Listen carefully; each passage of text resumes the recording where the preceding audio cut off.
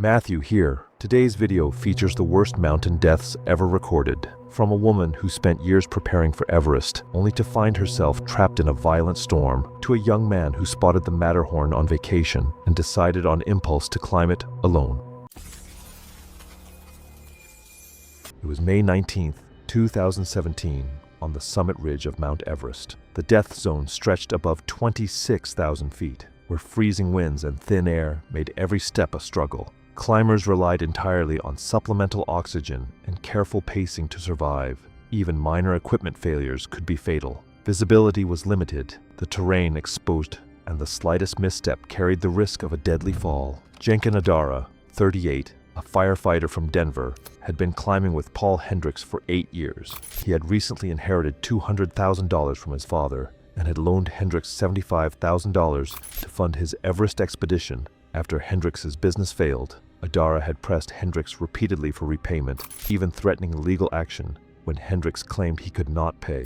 Though they had climbed together for years, Adara confided to other climbers that he no longer trusted Hendricks with financial or life-critical matters and planned to end their climbing partnership after Everest. Paul Hendricks, 36, had grown increasingly bitter. He felt humiliated by the constant pressure to repay the loan and resented Adara's authority. According to this fictional account, Hendricks studied oxygen systems extensively and learned exactly how to create a slow leak that would appear accidental. Climbers later recalled Hendricks asking unusual questions about regulator mechanics and Adara's insurance policies. The night before the summit push, Adara's Sherpa guide noticed Hendricks handling Adara's oxygen gear, assuming he was helping, unaware that Hendricks was sabotaging it. During the early morning ascent toward the summit, Adara's primary oxygen regulator began losing pressure unexpectedly. At first, he noticed subtle drops in flow, causing mild shortness of breath. He adjusted the mask and switched between regulators, but the supply continued to dwindle far faster than anticipated.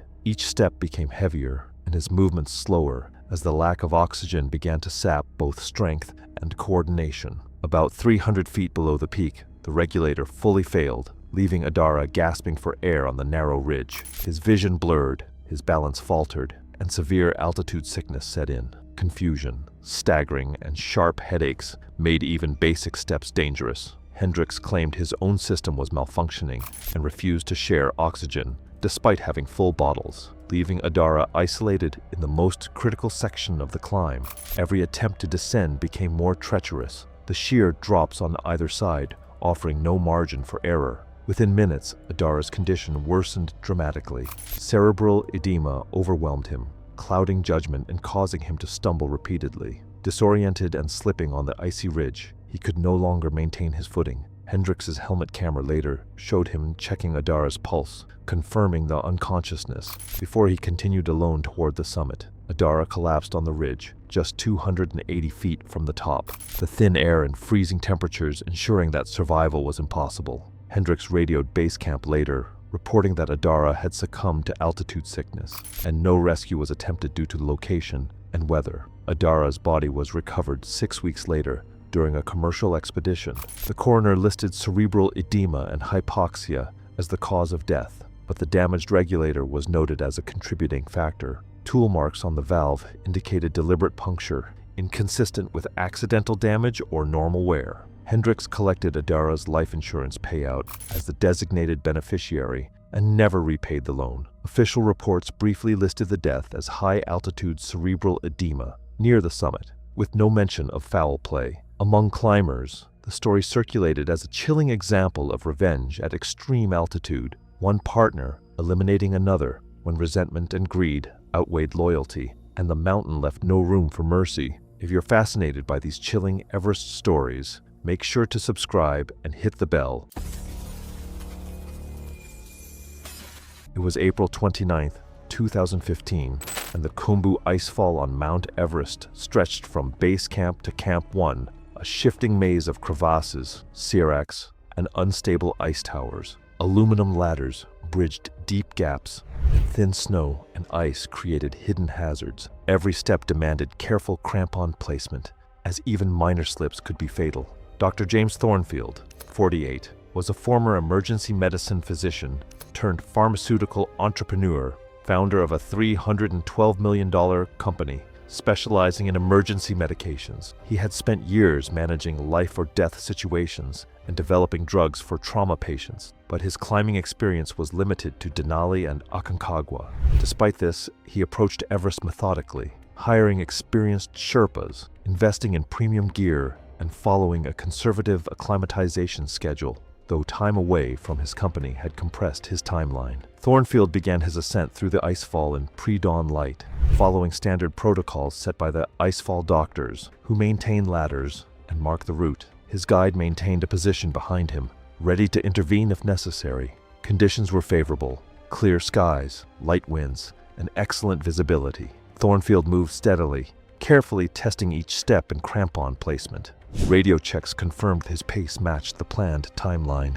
As he approached a narrow technical section, a slow-moving group of climbers blocked the standard route. Rather than wait, Thornfield opted for a slight detour around the congestion.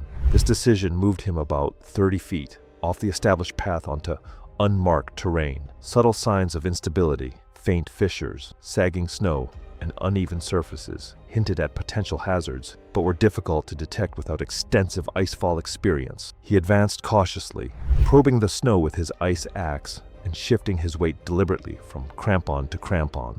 Beneath the surface, repeated thermal cycles had hollowed the ice and snow, leaving critical support structures fragile and deceptive. As he approached a snow bridge spanning a wide crevasse, he paused to tighten straps on his pack and adjust his harness, unaware that subtle cracks had begun to propagate across the surface. Silent warnings, easily missed in the monotony of the icefall. The snow bridge failed without warning under the combined weight of his body and equipment. He plummeted roughly 147 feet into the yawning crevasse. During the descent, he struck protruding ice ledges twice, suffering catastrophic spinal compression fractures, severe head trauma, and extensive internal injuries. The impact created forces far beyond what the human body can withstand, instantly rendering him incapacitated and unable to attempt self-rescue. The crevasse's sheer walls rose more than 140 feet above him, forming a vertical ice chamber with no viable exit. His headlamp remained operational, casting light on the icy walls but offering no path to escape. Radio transmissions continued intermittently, but the signal was weak and distorted, reaching base camp only in broken fragments, making immediate rescue impossible. Snow and ice debris accumulated around him in the aftermath of the collapse, further isolating him and sealing the fatal outcome. Hypothermia set in immediately due to contact with ice surface. Spinal injuries and internal bleeding caused rapid physiological decline. Rescue was attempted as soon as radio contact failed, but the technical challenge of navigating unstable ice delayed access. A specialized team reached the site nearly 3 hours later, confirming that Thornfield had already succumbed to the combination of trauma and cold. Body recovery took additional hours due to the extreme terrain. Coroner analysis determined the cause of death as massive internal trauma,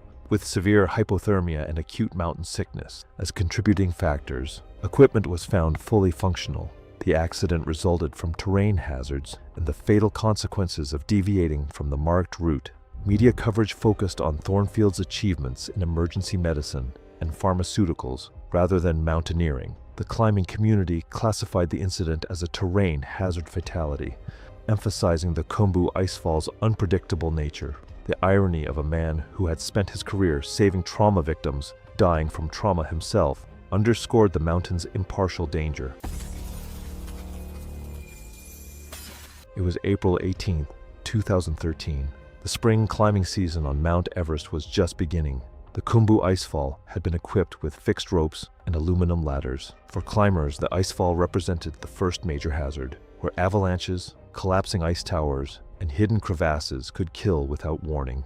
Bethany Prescott was 44 from Greenwich, Connecticut. She belonged to an exclusive country club where competition was constant. The previous year, a woman from her social circle had climbed Everest and given a presentation at the club. Bethany decided she would climb Everest as well, hiring a less expensive expedition company. She'd done minimal physical training, reasoning that she attended Pilates 3 times per week. She told friends she wanted to give her own presentation at the club the following year. During the trek to base camp, Bethany complained constantly. At base camp, her lack of preparation became obvious. Altitude affected her more severely than other clients. She spent 3 days with a severe headache and nausea. The expedition doctor recommended an extra acclimatization day. Bethany refused, stating she was on a schedule. The first acclimatization rotation was scheduled for April 18th. Climb through the Khumbu Icefall to Camp 1 at 19,500 feet. Spend 1 night, then descend. The Khumbu Icefall is a river of ice, moving several feet per day. This movement causes ice to fracture constantly, creating ice blocks the size of houses, deep crevasses, and unstable towers called seracs that can collapse without warning. Climbers cross using fixed ropes and ladders, typically starting around 2 or 3 a.m. when ice is most stable. As the sun warms the icefall becomes progressively more dangerous. By mid-morning, collapse risk increases dramatically. Experienced climbers aim to be through by 8 or 9 a.m. The expedition leader briefed the team the evening before. They would wake at 1:30 a.m. and begin climbing at 2:30 a.m. Bethany objected immediately, stating 1:30 a.m. was unreasonable. The leader explained this was standard protocol and non-negotiable. After 20 minutes, Bethany reluctantly agreed. At 1:30 a.m. on April 18th, the team began waking. Bethany had not gotten up. At 2 a.m., the leader found her still in her sleeping bag. The leader explained the group stayed together for safety. Bethany argued she would climb on her own schedule. The leader compromised. Bethany could depart at 4 a.m. with an assistant guide. The main group departed at 2:30 a.m. and reached Camp 1 by 7 a.m. Bethany and her assistant departed at 4 a.m. The crossing was slow. By 7 a.m., they were roughly halfway. The sun was up and temperature was rising. The assistant became increasingly concerned. They were entering the dangerous period. He urged Bethany to move faster. By 8:30 a.m., they were approximately 2/3 through. Temperature had risen above freezing. The icefall was audibly active. Constant creaking and groaning. Small chunks were falling from seracs. At approximately 9 a.m., they were beneath a massive ice serac, a tower roughly 60 feet tall and 40 feet wide, leaning at an angle. The serac was marked with warning flags. Standard protocol was to move through quickly. The assistant told Bethany they needed to move through quickly without stopping. Bethany stated she needed to rest first. The guide explained firmly they could not rest here. Bethany sat down and said she needed 5 minutes. The guide told Bethany that if she didn't start moving in 60 seconds, he would descend without her. The guide started counting down. At 30 seconds, Bethany stood up, angry, and started moving. They were approximately 50 feet past the serac, with perhaps another 100 feet before a clear, when the serac collapsed. There was no warning. Roughly 1,000 tons of ice fell and impacted the route.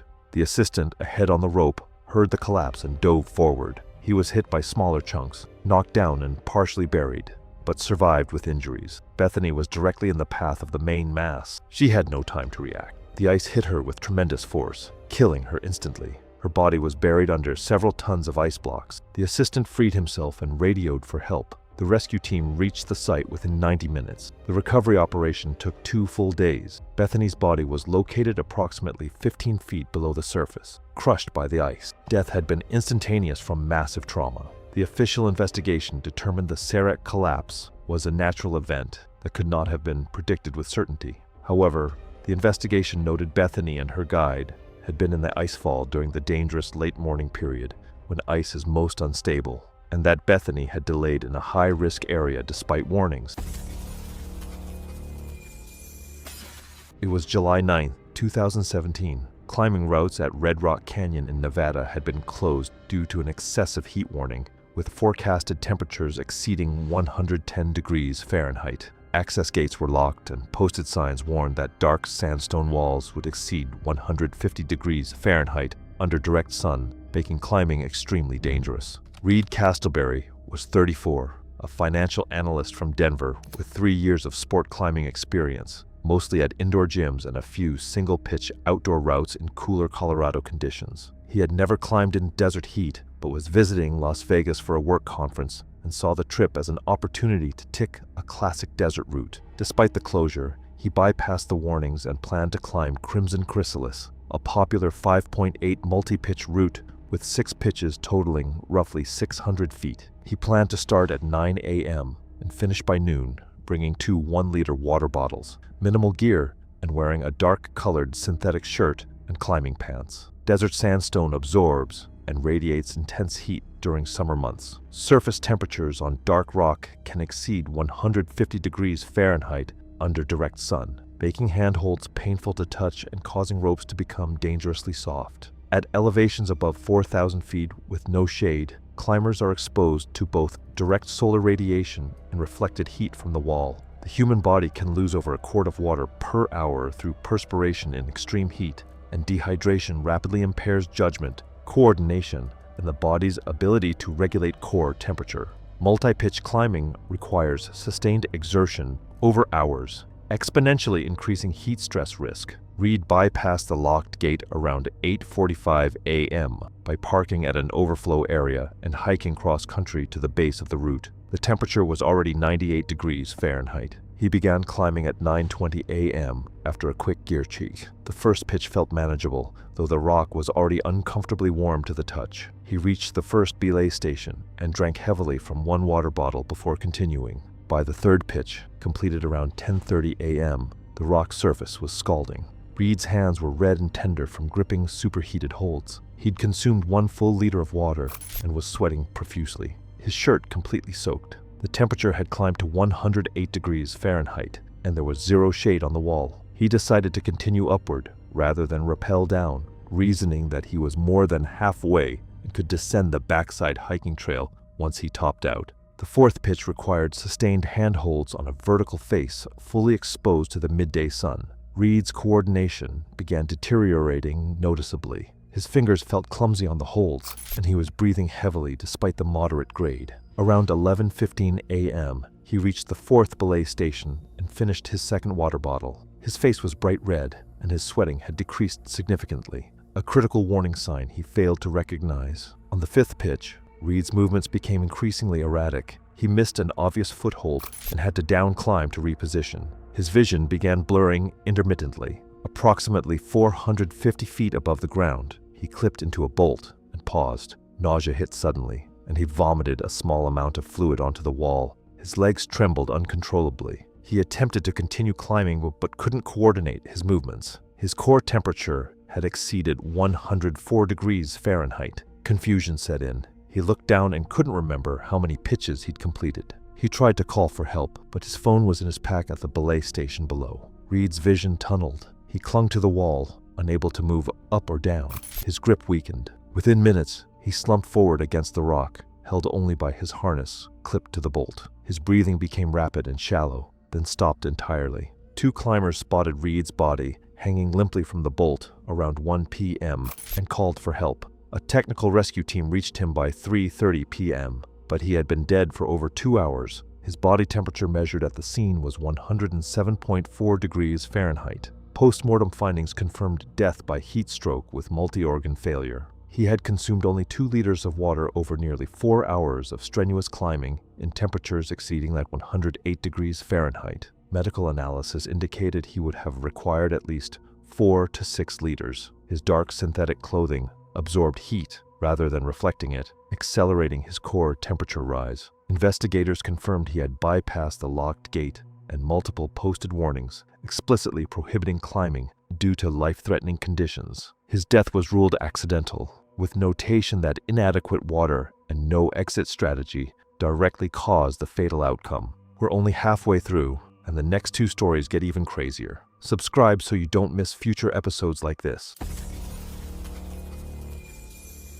It was May 8, 2016, and Camp 3 at 23,500 feet clung to a narrow shelf cut into the Lhotse face, a 45-degree wall of blue ice that caught afternoon sun and radiated cold back at night until the tent walls iced from the inside. Wind across the face was a constant high note that everything else had to compete with. Ryan Voigt, 41, and Cassandra Voigt, 38, from Nashville, had spent 3 years building a joint travel channel with 165,000 subscribers on the back of one simple formula. The two of them, some were extraordinary, making it look effortless. Everest was supposed to be the biggest episode they had ever produced. They arrived with separate cameras, separate narrative arcs, and an agreement about who would own which angles for the final edit. But the agreement had collapsed twice before they even left base camp. Higher up, the competition stopped being annoying and started being dangerous. They split from each other on sections of route to get independent footage,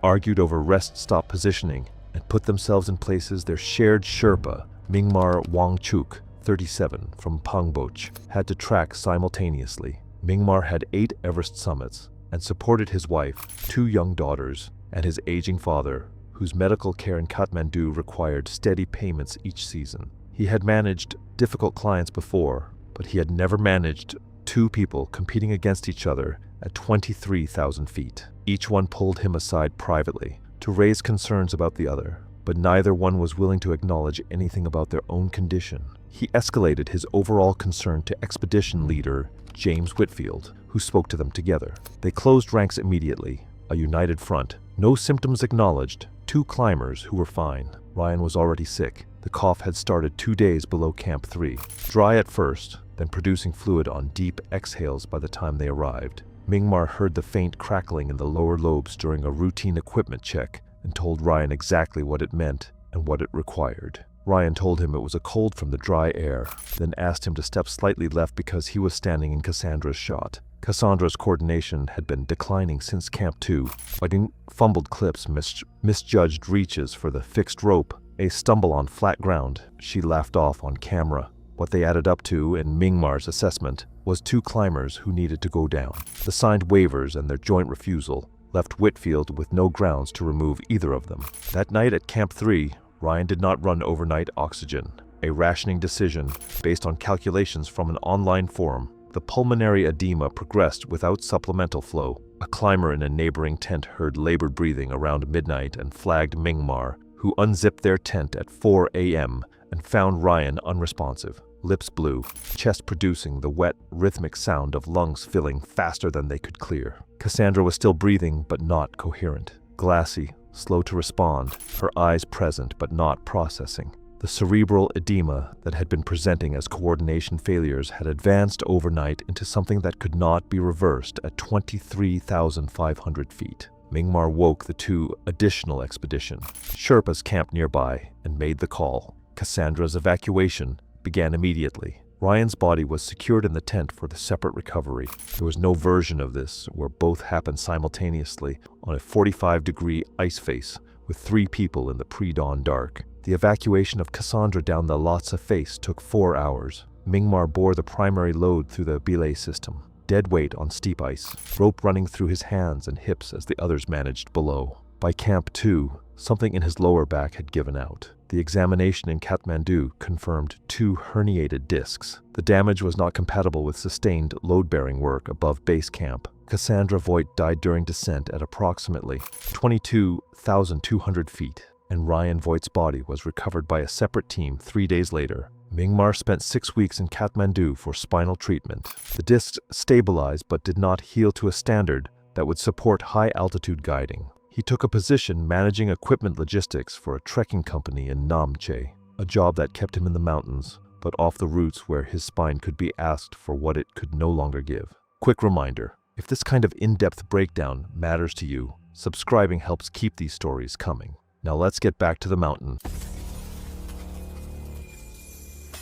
It was September 9th, 2017, on the Matterhorn's Hernley Ridge at 12,800 feet elevation. The morning had started clear and calm, with temperatures in the low 40s degrees Fahrenheit. The route was busy with multiple guided parties making their way toward the summit. Kira Lindell was 29 years old, a personal trainer and yoga instructor from San Diego, California. She was in exceptional cardiovascular shape, teaching multiple classes per week and running ultramarathons. Friends described her as disciplined and health conscious, someone who believed fitness could overcome most physical challenges. She had no mountaineering experience, but had read extensively about the Matterhorn and watched dozens of summit videos online. She booked a guided climb, confident that her conditioning would compensate for her lack of technical skill. She arrived in Switzerland 2 days before the climb, spending 1 night at a low-elevation town and 1 night at the mountain hut at 10,700 feet. She felt strong and eager, dismissing mild dizziness as travel fatigue.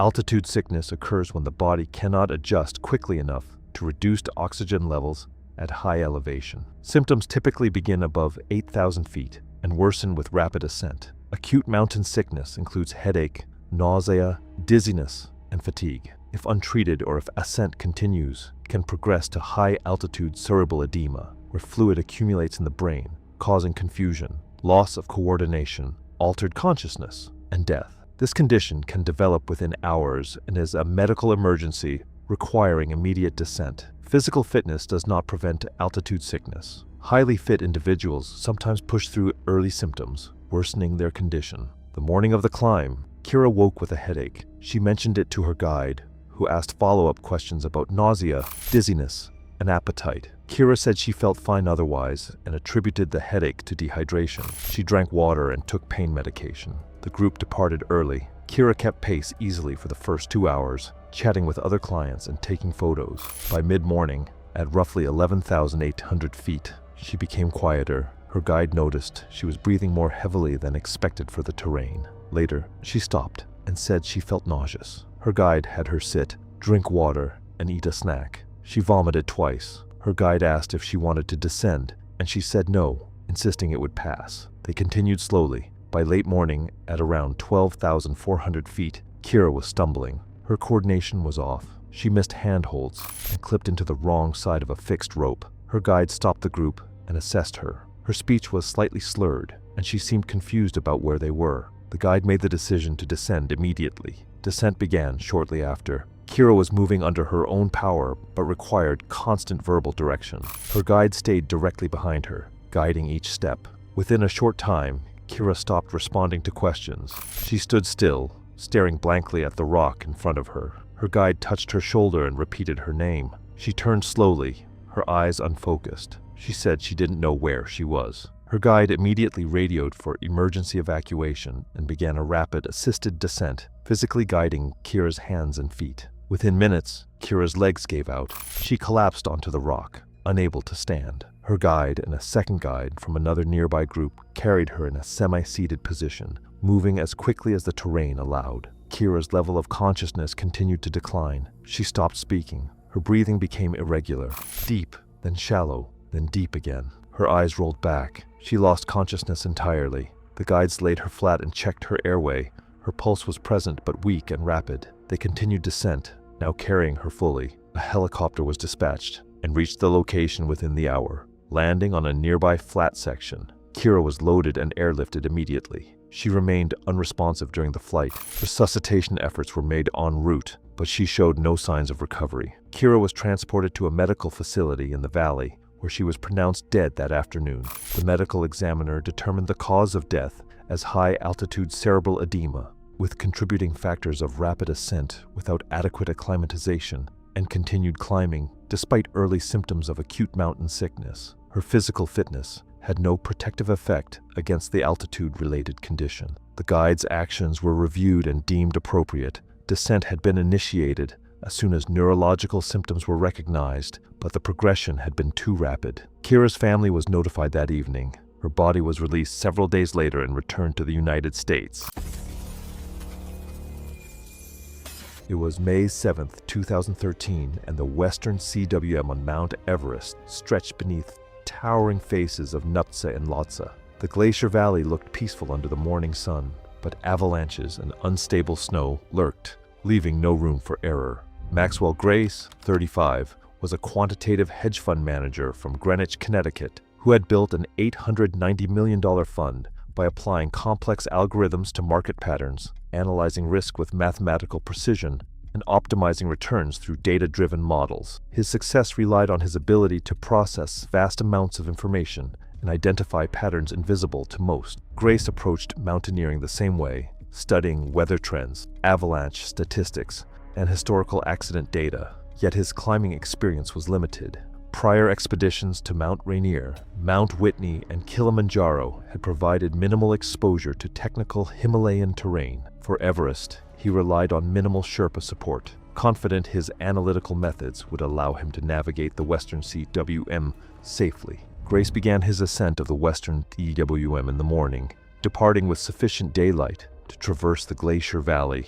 Weather briefings at base camp had warned of elevated avalanche risk due to recent snowfall and warming temperatures. Despite these warnings, Grace calculated the probability of an avalanche as acceptably low based on historical data. By mid-morning, Grace was making his way across a broad section of the western Siduidabuim, the glacier valley funneling climbers beneath the towering, snow-laden faces of Nuptse and Lhotse. The slopes above him were heavily loaded with winter snow, shaped by persistent winds into slabs of densely packed, cohesive layers. Unbeknownst to him, thermal expansion and gravitational stress had created critical weaknesses in one of these slabs high above the valley floor. At 1,200 feet above his position, the snow fractured along a hidden tension line, the initial crack propagating almost instantly across the slope, releasing a massive sheet of snow and ice, poised to gather destructive momentum. Within moments, the slab accelerated down the steep incline, combining with loose ice and debris to form a chaotic avalanche. The mass gained velocity rapidly, reaching speeds exceeding 60 miles per hour as it funneled toward the valley floor. Rocks and ice embedded in the moving snow added both weight and unpredictable motion, creating a violent, tumbling mass that would be nearly impossible for anyone in its path to evade. Grace, directly beneath the release point, had only seconds to react as the avalanche transformed the serene glacier valley into a deadly torrent of snow, ice, and debris. Grace was caught directly in the path of the avalanche and instinctively tried to escape by running laterally across the slope. The tumbling mass of snow collided with him repeatedly, triggering small secondary slides that dislodged rocks and ice from above. Each collision increased the velocity of the debris and compounded the instability of the slope. Despite his efforts, the chaotic flow of snow and ice left him no chance to regain footing, and the sheer force of the moving mass made any controlled movement impossible. Within seconds, Grace was swept under a dense accumulation of snow, estimated at 8 to 10 feet deep, with large rocks and ice embedded throughout. The pressure of the debris pinned him in place, crushing his body and immediately immobilizing any attempt at self-rescue. The relentless weight and tumbling motion of the avalanche ensured that even a brief struggle would be futile, turning a single misstep into a fatal event within moments. Sherpa guides immediately activated emergency protocols, transmitting distress signals to base camp and nearby teams. Despite rapid deployment, reaching Grace's location was dangerous due to unstable terrain and ongoing avalanche risk. Rescuers arrived approximately 40 minutes later, locating him under deep, consolidated snow. Medical assessment confirmed death had occurred within minutes of burial, primarily from asphyxiation, with blunt force trauma from debris contributing. Electronic beacon data indicated Grace had been immobilized immediately, consistent with the devastating forces involved. Post-incident analysis concluded that Grace's reliance on statistical models over real-time judgment proved fatal. Financial algorithms could not account for the chaotic, unpredictable avalanche hazards of the western Siduidabuim, despite access to warnings and environmental data, his confidence in historical probabilities led him to discount expert advice. News emphasized his financial achievements, while the mountaineering community recognized his death as a cautionary tale. Analytical brilliance, when misapplied to dynamic natural hazards, can become deadly. It was May 19, 2016. Weather conditions on Mount Everest were deteriorating after a brief summit window had closed the previous day. Other teams were still high on the mountain, racing against worsening conditions. Felicity Whitmore was 46 from Minneapolis, Minnesota, where she ran an event planning company built on rigid schedules. Before leaving for Nepal, she created a comprehensive spreadsheet detailing every day of the expedition, specific time blocks for each activity, exact dates for each camp, the precise day she would summit. The guide explained that Everest doesn't follow schedules. Weather and conditions dictate timing. Felicity responded that proper planning prevents problems. The expedition deviated from her schedule almost immediately. Weather delays put them 2 days behind. Felicity became visibly stressed. During acclimatization, her inflexibility created constant friction. When the guide recommended extra rest due to high winds, Felicity refused, stating rest was scheduled for the following day. By mid-May, her schedule had become disconnected from reality. On May 17th, Felicity's team moved to Camp 3. The plan was to move to Camp 4 on May 18th, then attempt the summit that night. At Camp 3, the guide emphasized a turnaround time of 1 p.m. on May 19th, regardless of position. Felicity argued that 1 p.m. was too early. The guide stated firmly that clients who didn't agree would not be permitted to attempt the summit. The team moved to Camp 4 on May 18th. Felicity arrived at 3 p.m., exhausted. Oxygen saturation 61%. The guide told her to rest before the summit push at 10 p.m. Felicity spent the rest period checking gear and reviewing her timeline. She barely rested. The summit push began at 10 p.m. Conditions were marginal. Higher winds than forecasted. Temperature minus 42 degrees Fahrenheit. Felicity climbed aggressively, pushing past other climbers. The guide repeatedly told her to maintain steady pace. Felicity ignored him. By midnight, she was ahead of her group. At 1 a.m., her pace began to slow. They reached the balcony at 27,500 feet around 4 a.m. Behind her calculated pace, she became visibly agitated. The climb to the south summit was brutal. Winds increased to 40 to 50 miles per hour. Wind chill approaching minus 60 degrees Fahrenheit. By the time they reached the south summit at 28,700 feet, around 7:30 a.m., she was completely exhausted. She collapsed in the snow, unable to stand. The guide assessed her condition, coherent but extremely fatigued, oxygen saturation 56%, movement slow and uncoordinated. He decided they would not continue. They would descend. Felicity refused. The guide explained she was exhausted, weather was deteriorating, and they needed to descend. Felicity checked her watch. Only 7:30 a.m. They had until 1 p.m. The guide explained the turnaround time was for being back at this position and descending, not for reaching the summit. The guide stated firmly they were descending. Felicity refused to move. After 10 minutes, the guide told her he was descending with or without her. Felicity stated she was continuing. The guide radioed base camp.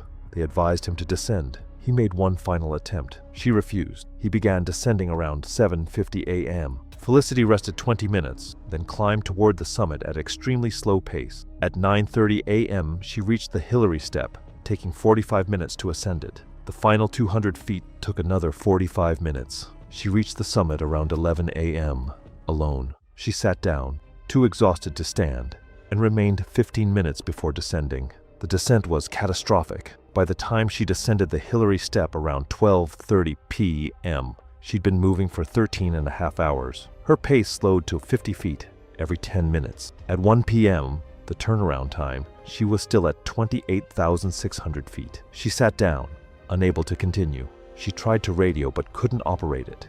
Cognitive function severely impaired. At 1:30 p.m., weather deteriorated sharply. Wind increased to 60+ miles per hour. Visibility dropped. Snow fell. At 2 p.m., climbers found Felicity sitting unresponsive. She was conscious but severely hypothermic and unable to move. They radioed base camp. Base camp told them to do what they could, then descend. The climbers gave her an oxygen bottle at maximum flow and tried setting up shelter, but wind was too strong. After 30 minutes, they descended at 2:45 p.m. No one else passed her position. At some point during the afternoon or evening, Felicity Whitmore died from hypothermia, exhaustion, and hypoxia. Her body was found May 21st, frozen solid, where the climbers had left her. The oxygen bottle was empty. Official cause of death was exposure and hypothermia with contributing factors of exhaustion and hypoxia. The investigation noted she'd summited more than 3 hours after her guide recommended turning back and been caught by forecasted deteriorating weather.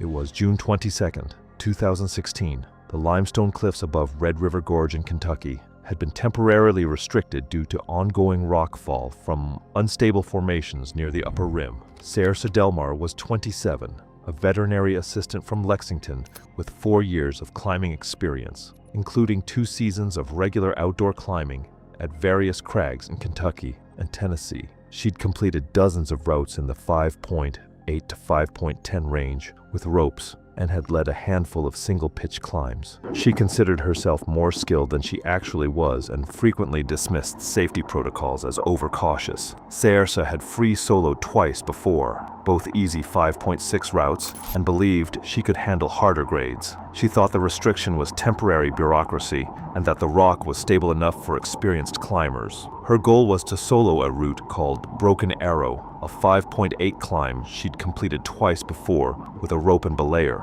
Limestone is notorious for unpredictable fractures, especially after water infiltration weakens the stone's internal structure. Handholds and footholds that seem solid can snap off under body weight. A fall from 150 feet onto talus is almost universally fatal. Impact forces far exceed what the human body can withstand. causing catastrophic internal injuries, skull fractures, and spinal damage. At free fall velocity, from that height, the body reaches approximately 65 miles per hour before impact. Saoirse arrived at the gorge around 8 a.m. and immediately noticed the fencing and printed warnings detailing recent rockfall incidents and visible cracks in the upper cliff sections. She walked the perimeter until finding a gap in the barrier near a creek bed, slipping through and hiking the half-mile approach to Broken Arrow's base. Chalk marks from previous climbers were still visible on the lower holds, which reassured her the route was still being climbed. She spent 20 minutes stretching and examining the first 40 feet of the climb, which looked identical to her previous rope descents. What she didn't inspect was the upper section, specifically a hairline crack running vertically through a key ledge at around 150 feet. Saoirse began climbing at 9:15 a.m., moving smoothly through the lower crux sections, her confidence built with each successful move. By 9:40 a.m., Saoirse had reached the ledge, where the route transitioned onto a broad shelf before continuing up a steeper headwall. She stepped onto it with her right foot, transferring her full body weight.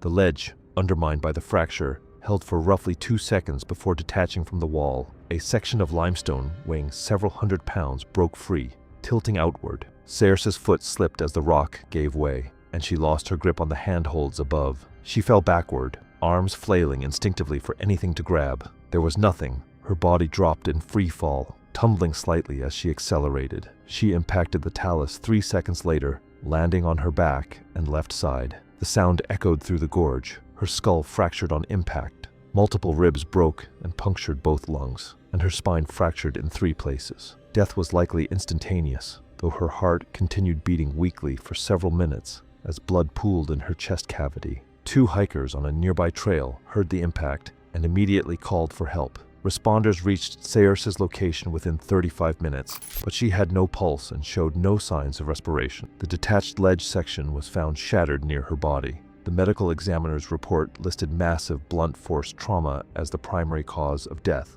with fatal injuries including basilar skull fracture, bilateral hemothorax from rib penetration, and spinal transection at T7. The broken ledge showed clear evidence of a stress fracture along a vertical plane, formed when heavy spring rainfall saturated the porous limestone and compromised its structural integrity. Photographs documented Saoirse's chalk marks ascending the face to the precise point where the ledge separated. Investigators recovered her car keys and phone from a small pack at the cliff base, confirming she had climbed entirely alone without informing anyone of her plans or location. The restriction remained active for another 8 months, while additional unstable sections were identified and removed. Her death was classified as accidental, occurring in a clearly marked restricted area that she had deliberately entered by bypassing safety barriers. The fracture that caused the ledge failure had not been visible from below and could only have been detected through close inspection or specialized equipment. It was May 14, 2018, and the col at 26,300 feet that housed Camp 4 was doing what it always did at night, channeling wind between the south summit and Lhotse into sustained gusts that tested tent anchors and drove the wind chill toward minus 40 degrees Fahrenheit. The stars were extraordinary and useless. The cold was the only relevant fact. Natalie Voss, 43, from Portland, had built 320,000 followers on a clean performance philosophy. That genuine athletic achievement required the body to operate on its own resources rather than supplemental enhancement. She had written extensively about supplemental oxygen on Everest, characterizing it as a tool that obscured the truth of human performance. The position had become central to her brand. She had not, before this expedition, climbed above 19,000 feet. She paid $64,000. Her Sherpa was Chiwang Zongbu, 41, from Tame, 10 Everest summits, known for patience with difficult clients and precision in emergencies. He supported his wife, 3 children, and contributed to his nephew's school fees following his brother's death in a trekking accident 2 seasons prior. The operator's written protocol required a minimum supplemental oxygen flow of 3 liters per minute above Camp 3, a condition of expedition participation, not covered by client waivers. Expedition leader David Core delivered the requirement to Natalie directly. More than once, she agreed verbally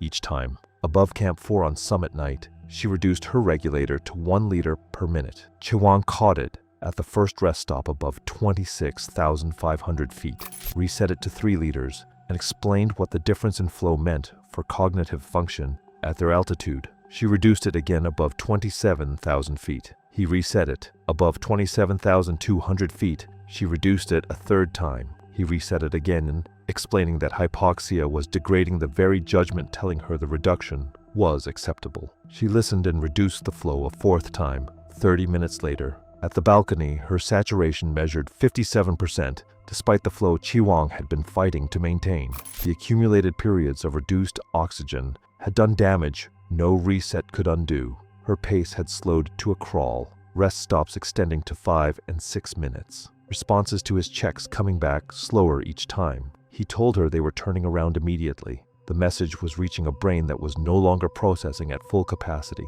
The hypoxia she had been courting had arrived, and it had brought exactly the cognitive impairment that made her incapable of understanding how serious her situation was. He began the descent with her, conscious but diminishing, answering questions with increasing delay, coordination, unreliable on the fixed line, requiring physical guidance through transitions. By 27,000 feet, she had stopped responding to verbal prompts. He was managing dead weight on a 45-degree slope in darkness, alone, in wind chill, approaching minus 40 degrees Fahrenheit. Natalie Voss died on the upper southeast ridge below the balcony before Camp 4 came into reach. Her body had run out of resources that 1 liter per minute had never been enough to sustain, and the reserves ran out at an altitude where there was nothing left to borrow from. The physical effort of managing her body down technical terrain, repeated overhead, loading through steep sections, ropes running through Chiwang's harness in conditions that had leached warmth from his shoulders hours before, tore his rotator cuff at the supraspinatus insertion. Surgery addressed the structural damage. The shoulder did not recover the load-bearing capacity high-altitude guiding required. Chiwang Zongbu did not return to expedition work. He took a position coordinating fixed rope logistics from base camp, close enough to see the routes he had spent 20 years climbing, far enough that his shoulder was never again asked for more than it had left.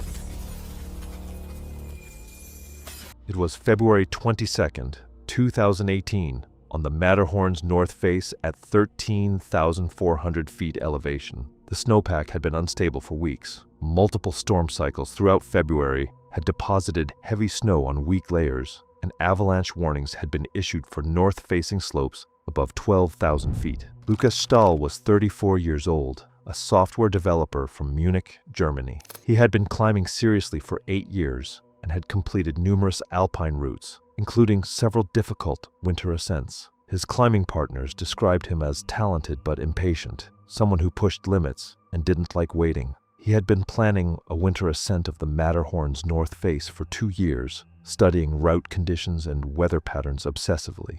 The north face is significantly more technical and dangerous than the standard Hernley Ridge, requiring advanced ice climbing skills and experience with objective hazards like avalanches and rockfall. Lukas had a narrow weather window, a few days of relatively stable conditions, forecasted before a major storm system moved in. He decided to attempt the climb solo, believing he could move faster alone. The Matterhorn's north face is a 3,000-foot wall of ice, rock, and snow, angled steeply in most sections. Winter conditions add extreme cold, shorter daylight, and increased avalanche risk. February 2018 had seen heavy snowfall across the Alps, with multiple storm cycles depositing several feet of new snow on existing layers. Avalanche danger was rated as considerable to high across the region. Avalanches occur when a weak layer in the snowpack fails under the weight of snow above it, often triggered by the weight or movement of a climber. Slab avalanches can release massive amounts of snow moving at high speeds.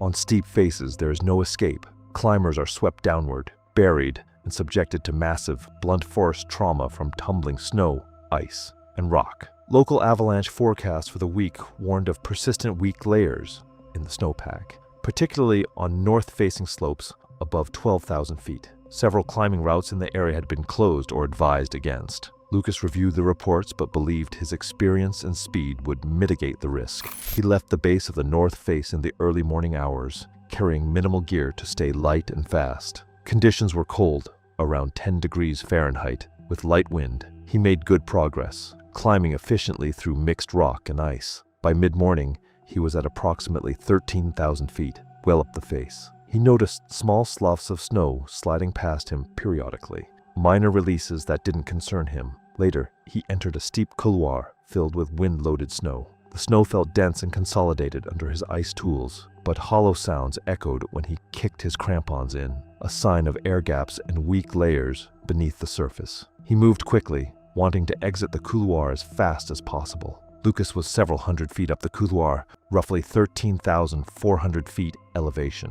He placed his ice axe into the snow above his head and weighted it. The snow fractured. A crack shot horizontally across the slope, propagating in both directions. The entire section of slope released as a slab, breaking free as a single cohesive block. Lucas was ripped off the face instantly. There was no time to self-arrest or deploy any protection. The avalanche carried him downward, tumbling him violently within the moving mass of snow. His body was thrown against rock outcrops and ice formations as the debris funneled down the couloir. The avalanche traveled over 1,000 vertical feet before slowing and depositing its load in a debris field at the base of the couloir. A solo climber approaching the base of the north face from a different route witnessed the avalanche and saw the debris cloud. He approached cautiously once the snow settled and began searching the debris field. He used an avalanche probe and located a body buried under several feet of compacted snow. He began digging and uncovered Lucas within minutes. Lucas was not breathing and had no pulse. His body showed severe trauma. His helmet was shattered, and there were obvious fractures and deformities. The climber radioed for help. A rescue team reached the site by early afternoon and confirmed death at the scene. Lucas's body was extracted from the debris and transported down by helicopter later that day. The medical examiner determined the cause of death as multiple blunt force trauma sustained during the avalanche, with severe head and chest injuries consistent with high-velocity impact against rock and ice. Asphyxiation from snow burial was also noted, though the traumatic injuries were likely immediately fatal. The avalanche was classified as a climber-triggered slab avalanche on a slope with known instability. Lucas's family was notified within hours. His body was released several days later. It was May 18, 2014, on Everest's northeast ridge above Camp 3 at 26,200 feet, where a narrow, icy spine dropped steeply on both sides, with winds whipping snow across the route and visibility reduced to a few dozen feet. The ridge was exposed and unforgiving, leaving no room for error. Leander Kellerman, 52, from Portland, Oregon, had reached this point after 2 years of preparation and a previous failed attempt. He had built and sold a cybersecurity company for $87 million and approached Everest with the same mindset he brought to business: redundant systems, extensive training, and personal control. He favored a minimalist strategy, using Sherpa support for route preparation, but carrying his own equipment and making his own decisions. His plan for this climb was aggressive: push high without stopping at Camp 4 to reduce time in the death zone. A Sherpa guide followed roughly 50 meters behind as Kellerman left Camp 3 in the pre-dawn darkness. Radio checks confirmed his oxygen was flowing at 2 liters per minute. Higher on the ridge, near 25,800 feet, Kellerman's pace slowed and his breathing became uneven. The regulator showed reduced flow at about 1.2 liters per minute. He reported lightheadedness, but continued upward, despite oxygen levels at that altitude being only about 1/3 of sea level. Weather updates from lower camps warned of a fast-moving storm approaching from the west. Winds above 26,000 feet were expected to exceed 60 miles per hour within hours. Norbu advised turning back. Kellerman declined, confident in his backup system and unwilling to lose another summit attempt. On an exposed section of the ridge with 1,000-foot drops on both sides, Kellerman's primary oxygen regulator failed completely. The flow stopped without warning. He attempted to switch to his backup regulator, a routine procedure practiced repeatedly at lower elevations. In the cold, with thick mitts and numb fingers, the task became difficult. He briefly removed an outer glove to improve dexterity. Within seconds, his skin began to freeze. The backup regulator cross-threaded during installation. Instead of sealing, it vented oxygen directly into the air.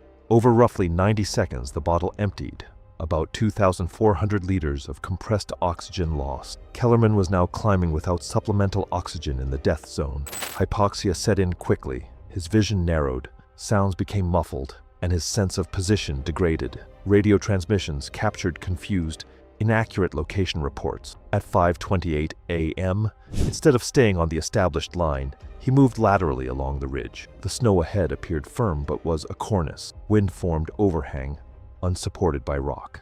When Kellerman stepped onto it, the structure collapsed instantly. He fell approximately 40 feet, striking a rocky ledge system below. The impact caused compound fractures to his left leg, severe head trauma, and massive internal bleeding. He lost consciousness immediately. The Sherpa guide lost contact and began climbing as quickly as conditions allowed, carrying extra oxygen. He eventually reached Kellerman, who was wedged against rock on a narrow ledge, unconscious, with blue-tinged skin and shallow, irregular breathing. His core temperature was estimated below 85 degrees Fahrenheit. Supplemental oxygen and basic first aid were administered, but there was no way to treat the severe head injury or internal trauma at that altitude. Helicopter rescue was impossible above 23,000 feet. A ground evacuation would have required multiple climbers and prolonged exposure in worsening weather. The guide remained with him for several hours as winds increased and visibility deteriorated.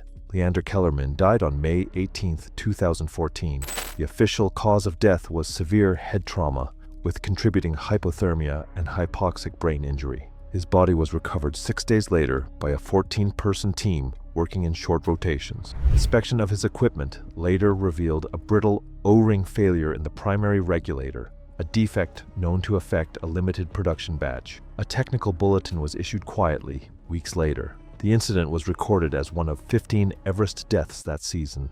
Media coverage was minimal, noting only that a successful businessman had died in a climbing accident overseas. It was April 22, 2015. The spring climbing season on Mount Everest was underway, with expedition teams making acclimatization rotations. At base camp at 17,600 feet, climbers were preparing for their second rotation. Tessa Hargrove was 39, a lifestyle blogger from Scottsdale, Arizona. Everest was her most ambitious project, a series she'd pre-sold to outdoor gear companies as sponsored content. She'd spent more money on camera equipment than proper cold weather gear. Her jacket was rated only to minus 10 degrees Fahrenheit, inadequate for Everest where temperatures drop below minus 40 degrees Fahrenheit. During the trek to base camp, Tessa complained constantly about accommodations, food, and pace. She treated porters dismissively, referring to them as the help. At tea houses, she insisted on private rooms and threatened bad reviews when told she'd have to share. During the first rotation, Tessa stopped frequently for photos, forcing others to wait. When teammates expressed frustration, she responded that her sponsors expected content and she was paying for the expedition. At Camp 1 at 19,500 feet, she spent 2 hours staging tent photos while teammates rested. On April 22nd, the team began their second rotation through the Khumbu Icefall. The climb started at 3 a.m. when ice was most stable. Tessa moved slowly, stopping repeatedly. Other climbers had to navigate around her. When her guide urged her to maintain pace, she snapped that he was being unprofessional and she'd document his attitude for the expedition company. At one point, she removed her gloves for 5 minutes to operate her camera in minus 15 degrees Fahrenheit temperatures, demanding her guide hold her ice axe. Her fingers turned white, then red. The guide told her to put gloves back on. Tessa accused him of overreacting. They reached Camp 1 and continued to Camp 2 at 21,000 feet the next day. At Camp 2, Tessa's oxygen saturation was 68%, acceptable. She complained of headache and fatigue, but dismissed these as minor.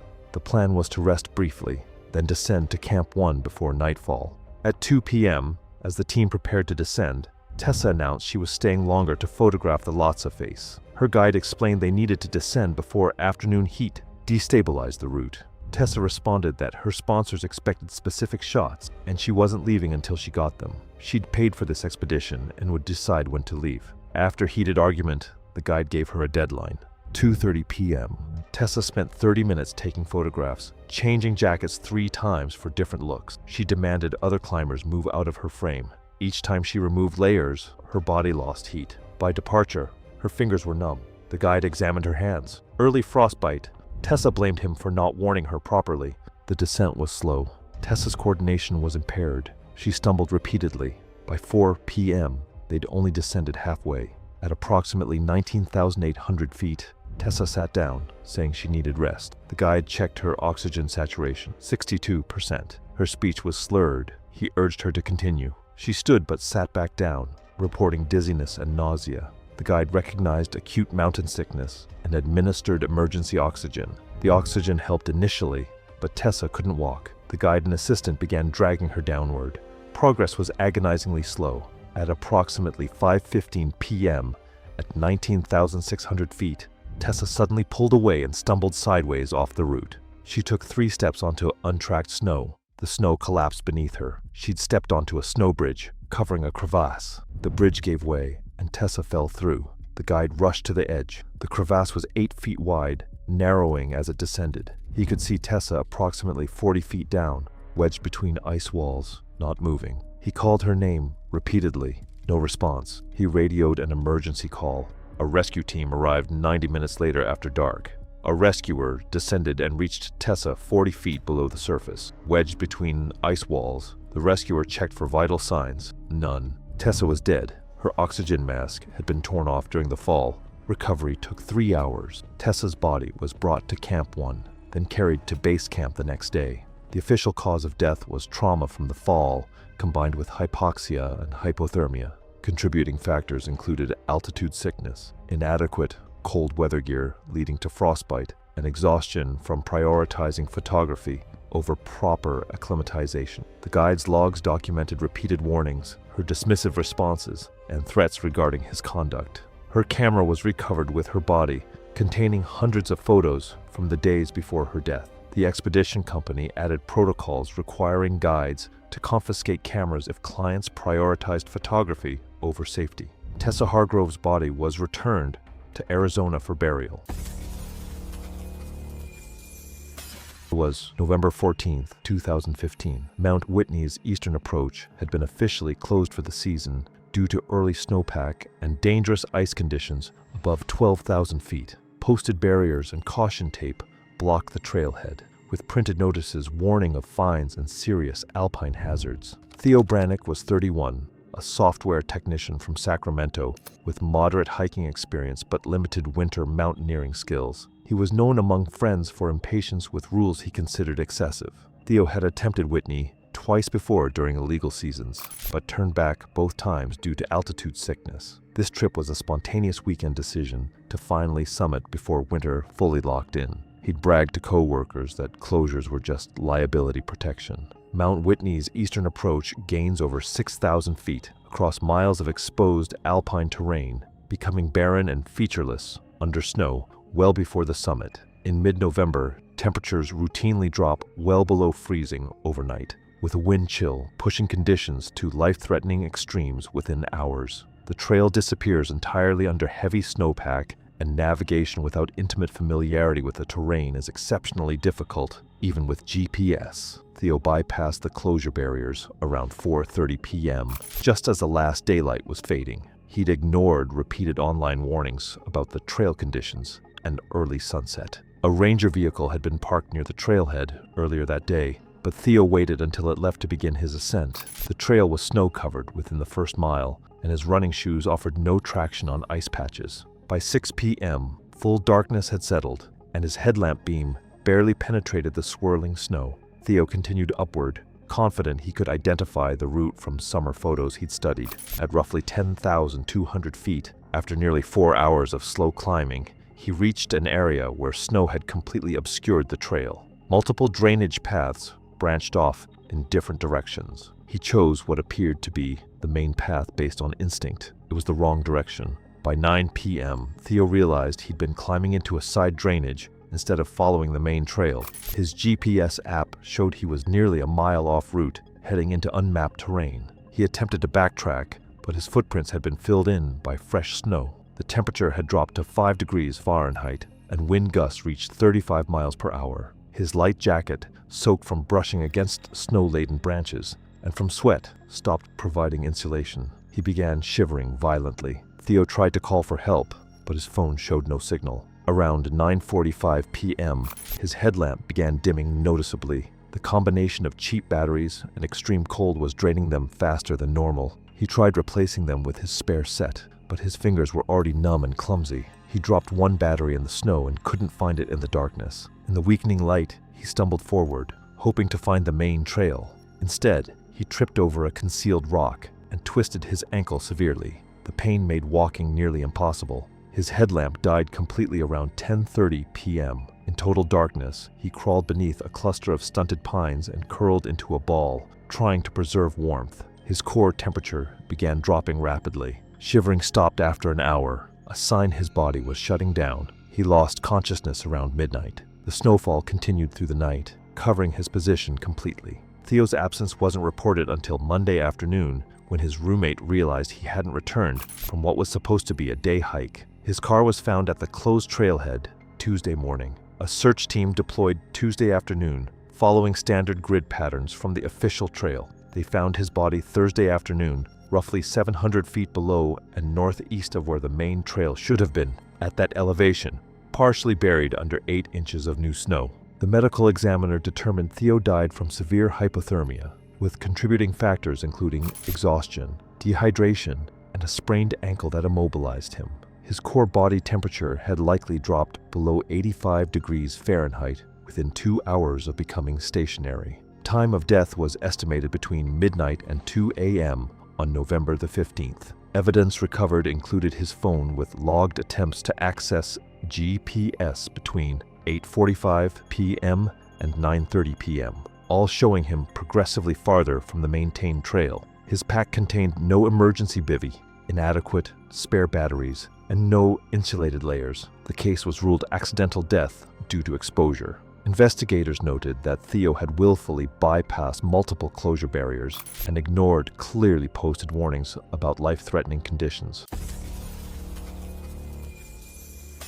It was May 4th, 2015, and the Western CWM, at 20,000 feet, was doing what it always did by mid-morning, turning the air between the walls of Nuptse and Lhotse into a compressed heat trap that drove temperatures past 40 degrees Fahrenheit while the rest of the mountain stayed frozen. Teams moved between Camp 1 and Camp 2 in the early hours to avoid the worst of it, and the route across the glacier required steady attention. The snow bridges spanning the crevasses below were invisible from above, and thinner than they looked. Derek Holt, 38, from Denver, had built 210,000 YouTube subscribers on a brand he described as raw and unfiltered adventure. Himself in extreme environments with minimal visible safety infrastructure, the camera always close. He had summited Rainier 3 times, completed a Patagonia traverse, and done enough technical climbing to understand the equipment. What he had not done was spend meaningful time above 20,000 feet. He paid $71,000 and was assigned Chewang Norbu, 43, from Kumjung, 11 summits, 17 seasons, known for being direct in ways that less experienced operators occasionally found difficult. His income supported his wife, 4 children, and his mother. The conflict was established within the first week. Chewang enforced rest stops without negotiation, declined to film from exposed positions while managing rope, and refused to hold camera equipment during technical sections. Derek raised the issue with expedition leader Sonam Bhutia, framing it as a communication breakdown. His guide was obstructing the creative process. Sonam understood what the conversation actually was, a $71,000 client threatening to walk. He reassigned Chewang to logistics at base camp and elevated Pembal Haktan, 29, from Forza to primary guide. Pemba was on his 3rd Everest season, technically capable, eager, and acutely aware of exactly why the previous Sherpa had been removed. The reassignment communicated something to every Sherpa on the team about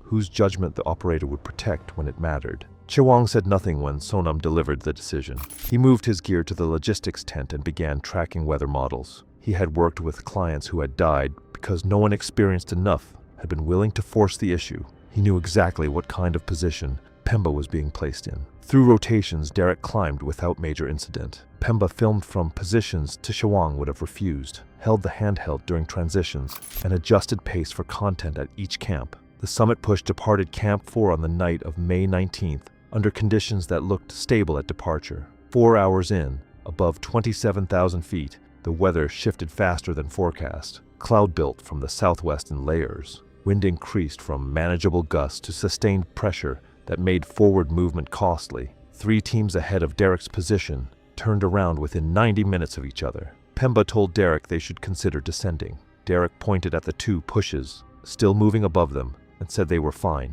Pemba registered the same concern Chewang would have registered, with none of the standing to act on it the same way.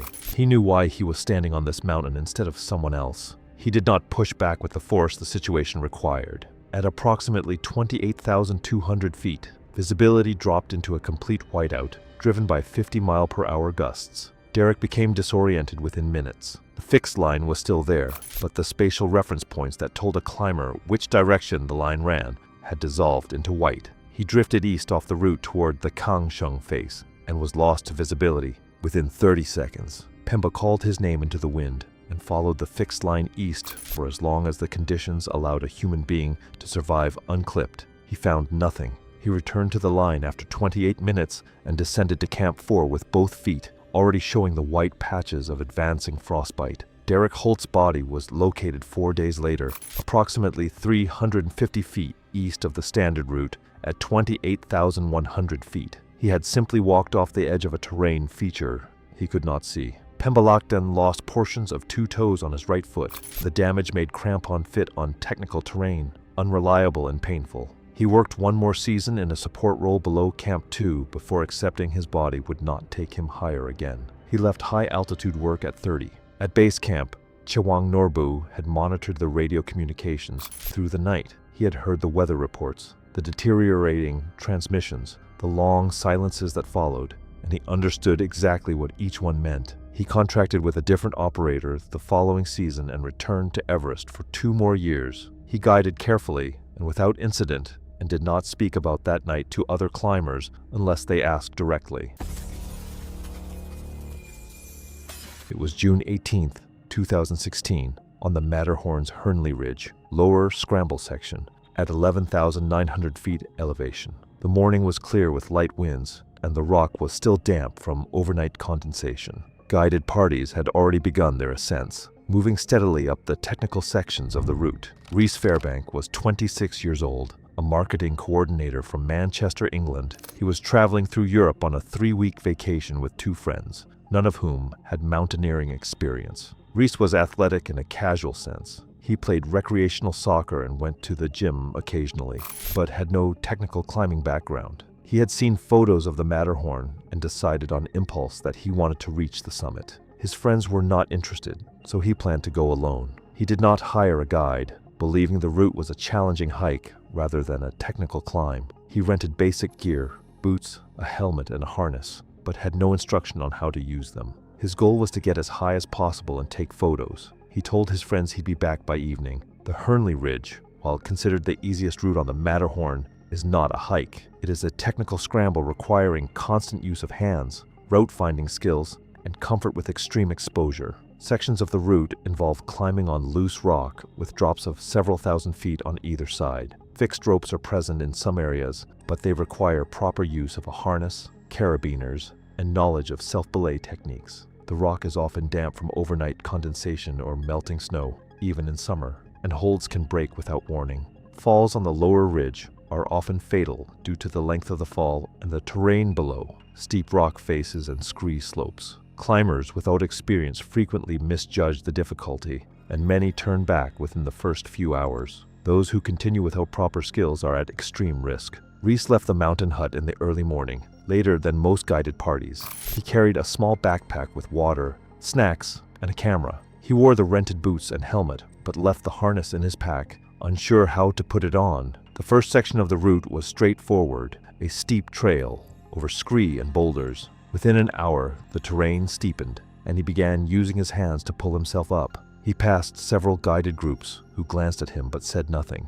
Later, he reached a section where fixed ropes were anchored into the rock. He watched other climbers clip in with carabiners and tried to mimic them, but he had no carabiners of his own. He continued without clipping in, holding the rope with his hands for balance. The exposure increased. Sheer drops opened up on his right side. He moved slowly, testing each foothold. His hands were sweating, and his legs began to shake. At roughly 11,900 feet, he reached a section where the rock was smooth and angled steeply. There were no fixed ropes here, just small edges and cracks for hands and feet. He hesitated, looking for an easier way, but the route funneled through this section. He committed to the move. Reese placed his left foot on a small ledge and reached up with his right hand to a crack in the rock. He pulled himself up, shifting his weight onto his left leg. His boot sole slipped. The rock was damp from overnight condensation, and the rubber lost friction. His left foot shot out from under him. His right hand was still in the crack, and he held on, but his body swung outward, away from the wall. His left hand scrambled for a hold and found nothing.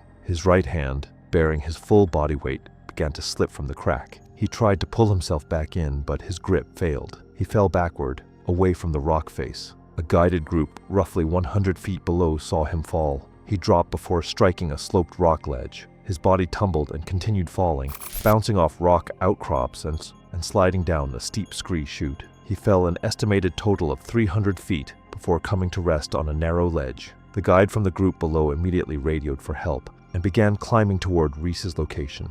It took roughly 20 minutes to reach him. Reese was lying on his back, motionless. His helmet was still on but cracked. There was visible trauma to his head, chest, and limbs. No pulse was detected. The guide confirmed death at the scene and waited with the body until a rescue team arrived. A helicopter reached the site by late morning and recovered Reese's body.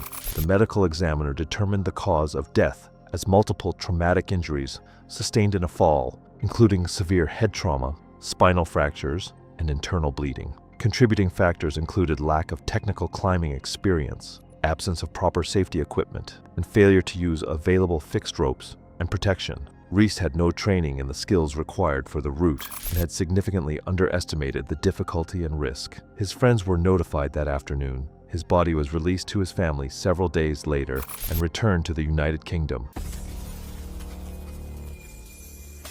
It was May 11th, 2017, and Mount Everest's South Col route stretched above 26,000 feet. A narrow ridge of rock, ice, and snow, where exposure dropped thousands of feet on either side, and every step demanded extreme caution. Robert Ashworth, 39, a Denver real estate developer with a $240 million empire, had limited mountaineering experience. Only a guided Denali climb, but compressed 18 months of Everest preparation, focusing on fitness over technical skills and acclimatization. True to his business mindset, he hired one-to-one Sherpa support, but often ignored guide instructions. Early May attempts were aborted due to weather, increasing his determination.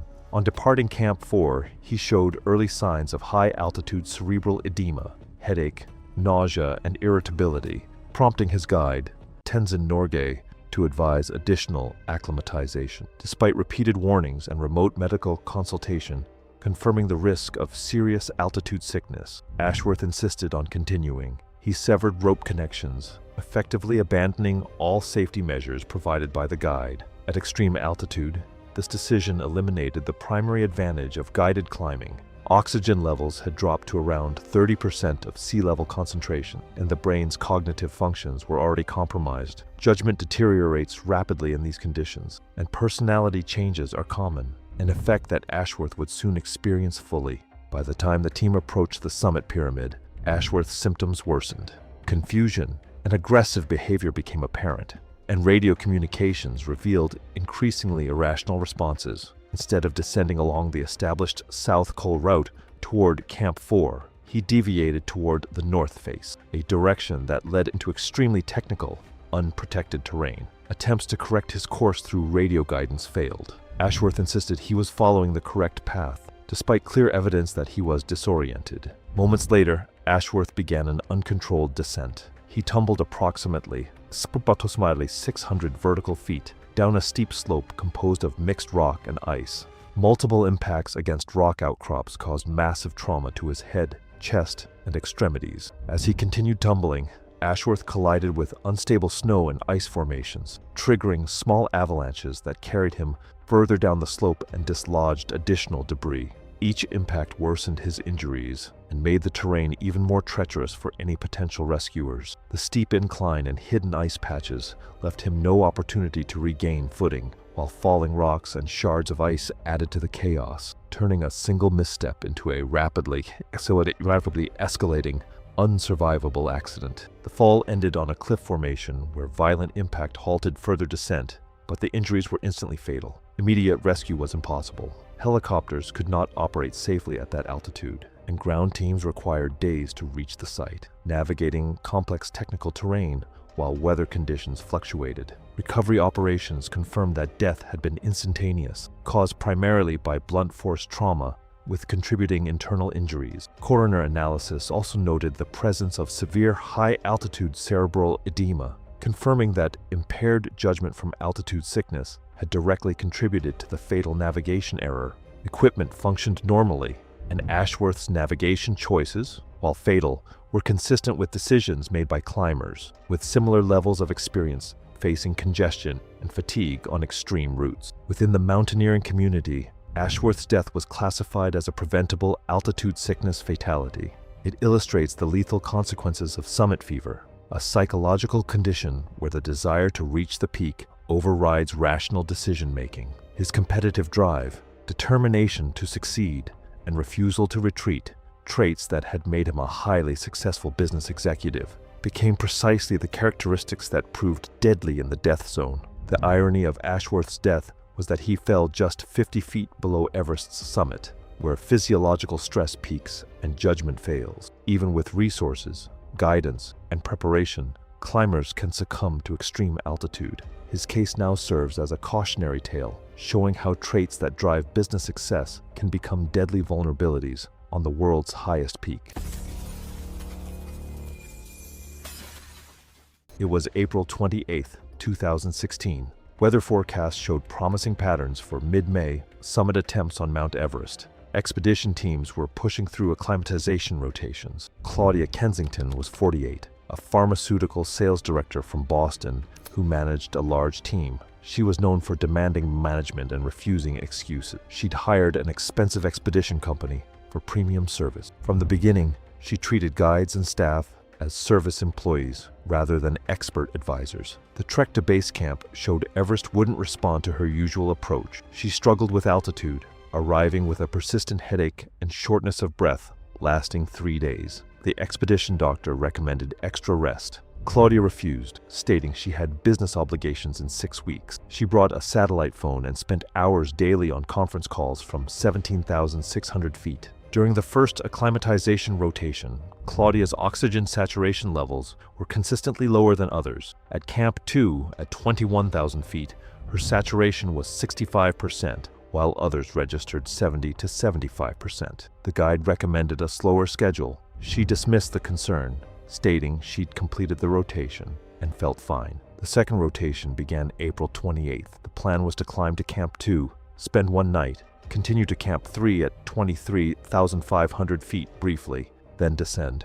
Claudia reached Camp 2 with oxygen saturation at 64%. She complained of headache and nausea. The doctor noted her breathing seemed labored, but lungs sounded clear. That evening, Claudia spent 2 hours on a conference call, her raised voice audible to others. She appeared agitated and had difficulty sleeping. The next morning, she reported poor sleep and headache, but insisted she was ready.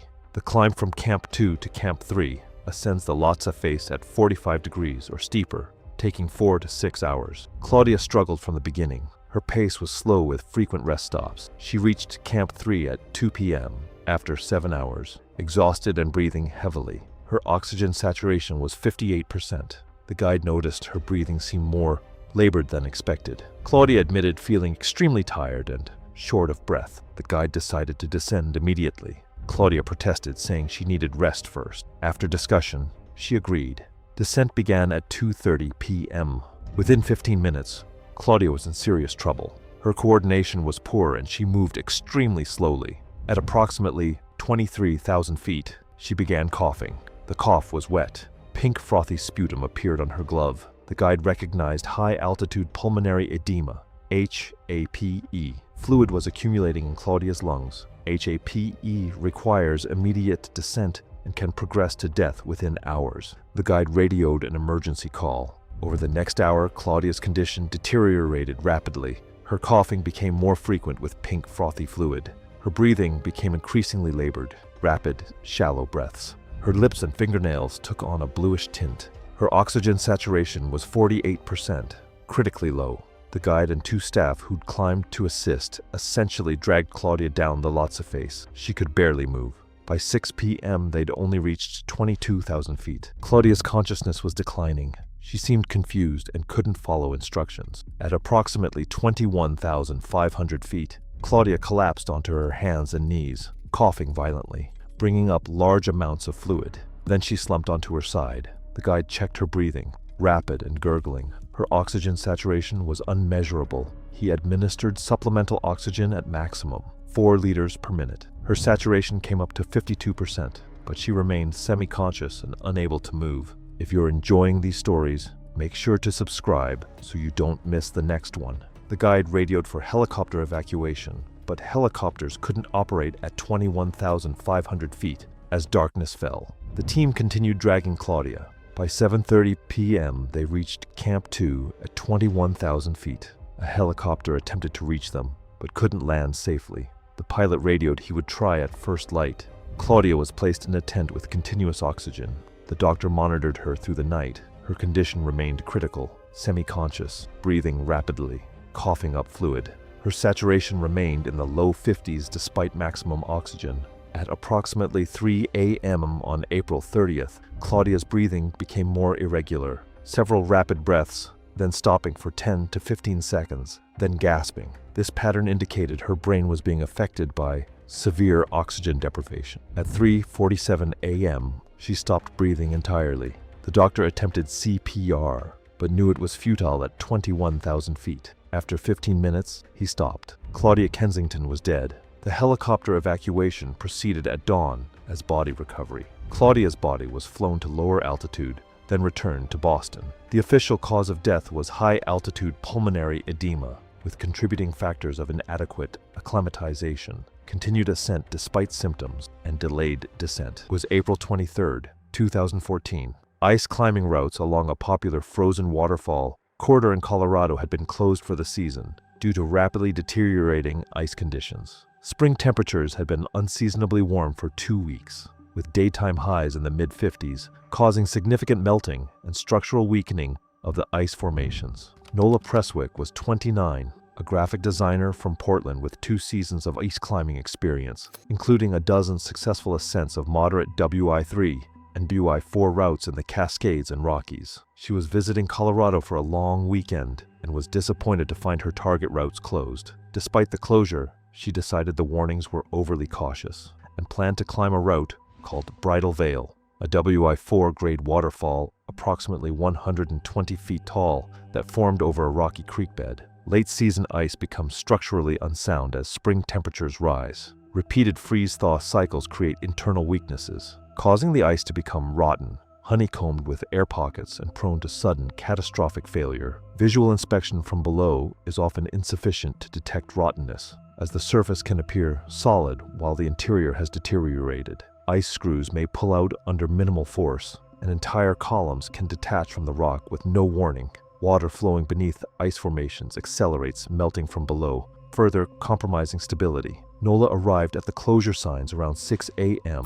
when the temperature was a relatively cool 38 degrees Fahrenheit. She hiked the approach trail and reached the base of Bridal Veil around 6:45 a.m. The waterfall looked intact from below, with a blue-white surface that appeared solid in the early morning light. She could hear water rushing beneath the ice, but attributed this to normal spring runoff. She geared up and began climbing around 7 a.m. The first 40 feet went smoothly. The ice accepted her tool placements with satisfying thunks, and her crampons bit securely. She placed 2 ice screws as protection, both of which seemed solid. Her confidence grew. Around 50 feet up, Nola noticed the ice quality changing. Her tools were penetrating more easily, almost too easily, and creating larger fractures around the impact points. She paused and tapped the ice with her tool. It sounded hollow in places, with a distinct difference from the solid tone she was accustomed to.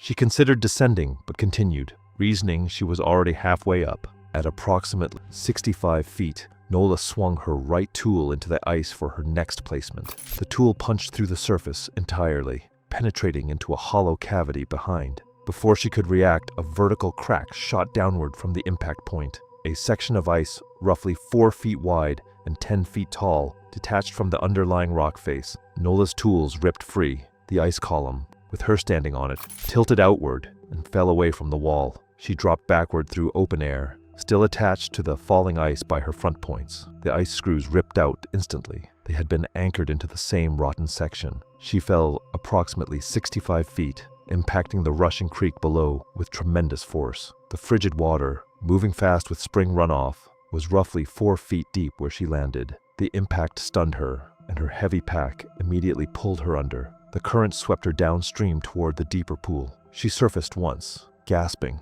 but couldn't gain purchase on the slick creek bed. The water was 38 degrees Fahrenheit, inducing immediate cold shock and rapidly impairing her muscle control. She went under again, tumbling over submerged rocks. Her crampons snagged on something underwater, pulling her face down. She inhaled reflexively, filling her lungs, and the current carried her into the deeper pool where she did not resurface. A solo hiker approaching on the trail heard the ice collapse and arrived at the base of the waterfall within minutes. He spotted Nola's body floating face down in the pool and immediately called for help. Responders arrived within 30 minutes, but she showed no signs of life when pulled from the water. Her camera, recovered from a waterproof pocket, showed photos taken at 6:52 a.m. from the base of the route. The ice screws she had placed were found still clipped to the rope, with the ice threading pulled cleanly through, evidence of the rotten ice's inability to hold under load. The collapsed ice section lay shattered at the base of the waterfall. Examination determined drowning as the cause of death,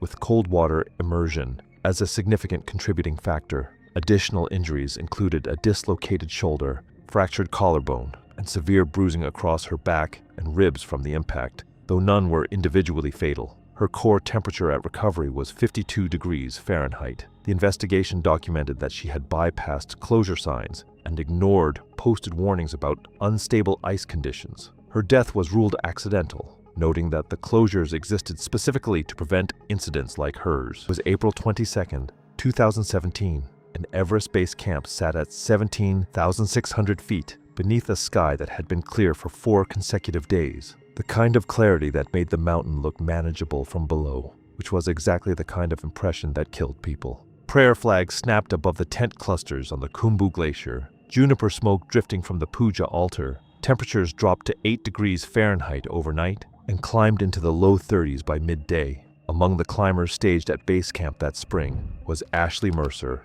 34, from Los Angeles, a fitness creator who had built 480,000 Instagram followers on a single brand identity: elite physical performance at extreme altitude. She had climbed Kilimanjaro and Aconcagua, both guided, both successful, both extensively documented. She arrived with a chest-mounted camera, a handheld unit, and a content calendar synced to 3 brand partnerships requiring specific shot types from each camp. The summit content alone carried a $14,000 bonus payable once she could prove she had reached the summit. She paid $67,000 to a mid-tier Nepali operator. Her Sherpa was Zangbu Chiring, 40, from Namche Bazaar. 9 Everest summits across 14 seasons. Methodical and patient with inexperienced clients, but uncompromising when physiology demanded a hard call. His income supported his wife, 3 children, and his brother's widow following an icefall accident 4 years prior. The pattern that would kill Ashley Mercer was visible from the first week. At base camp, she declined the expedition's meal plan, citing sponsor obligations. Protein bars and supplements she had brought herself, photographed for her feed. Zangbu flagged the caloric deficit to expedition leader Rajan Gurung, who spoke with Ashley directly. She acknowledged the concern and made no changes. At Camp 1, she spent 90 minutes filming during a scheduled rest window, forced retakes at a ladder crossing because the lighting wasn't meeting her standards, and declined afternoon hydration to avoid water weight in photos. Other climbers in her rotation moved through the icefall and rested. By Camp 2, at 21,200 feet, the compounding was visible to Zangbu, even if it wasn't visible to Ashley. Her recovery was slower than it should have been, and she was losing weight faster than altitude alone explained. The kind of deficit that came from spending calories on filming rather than storing them for what was ahead. The summit push departed Camp 4 on May 16th at 11 p.m.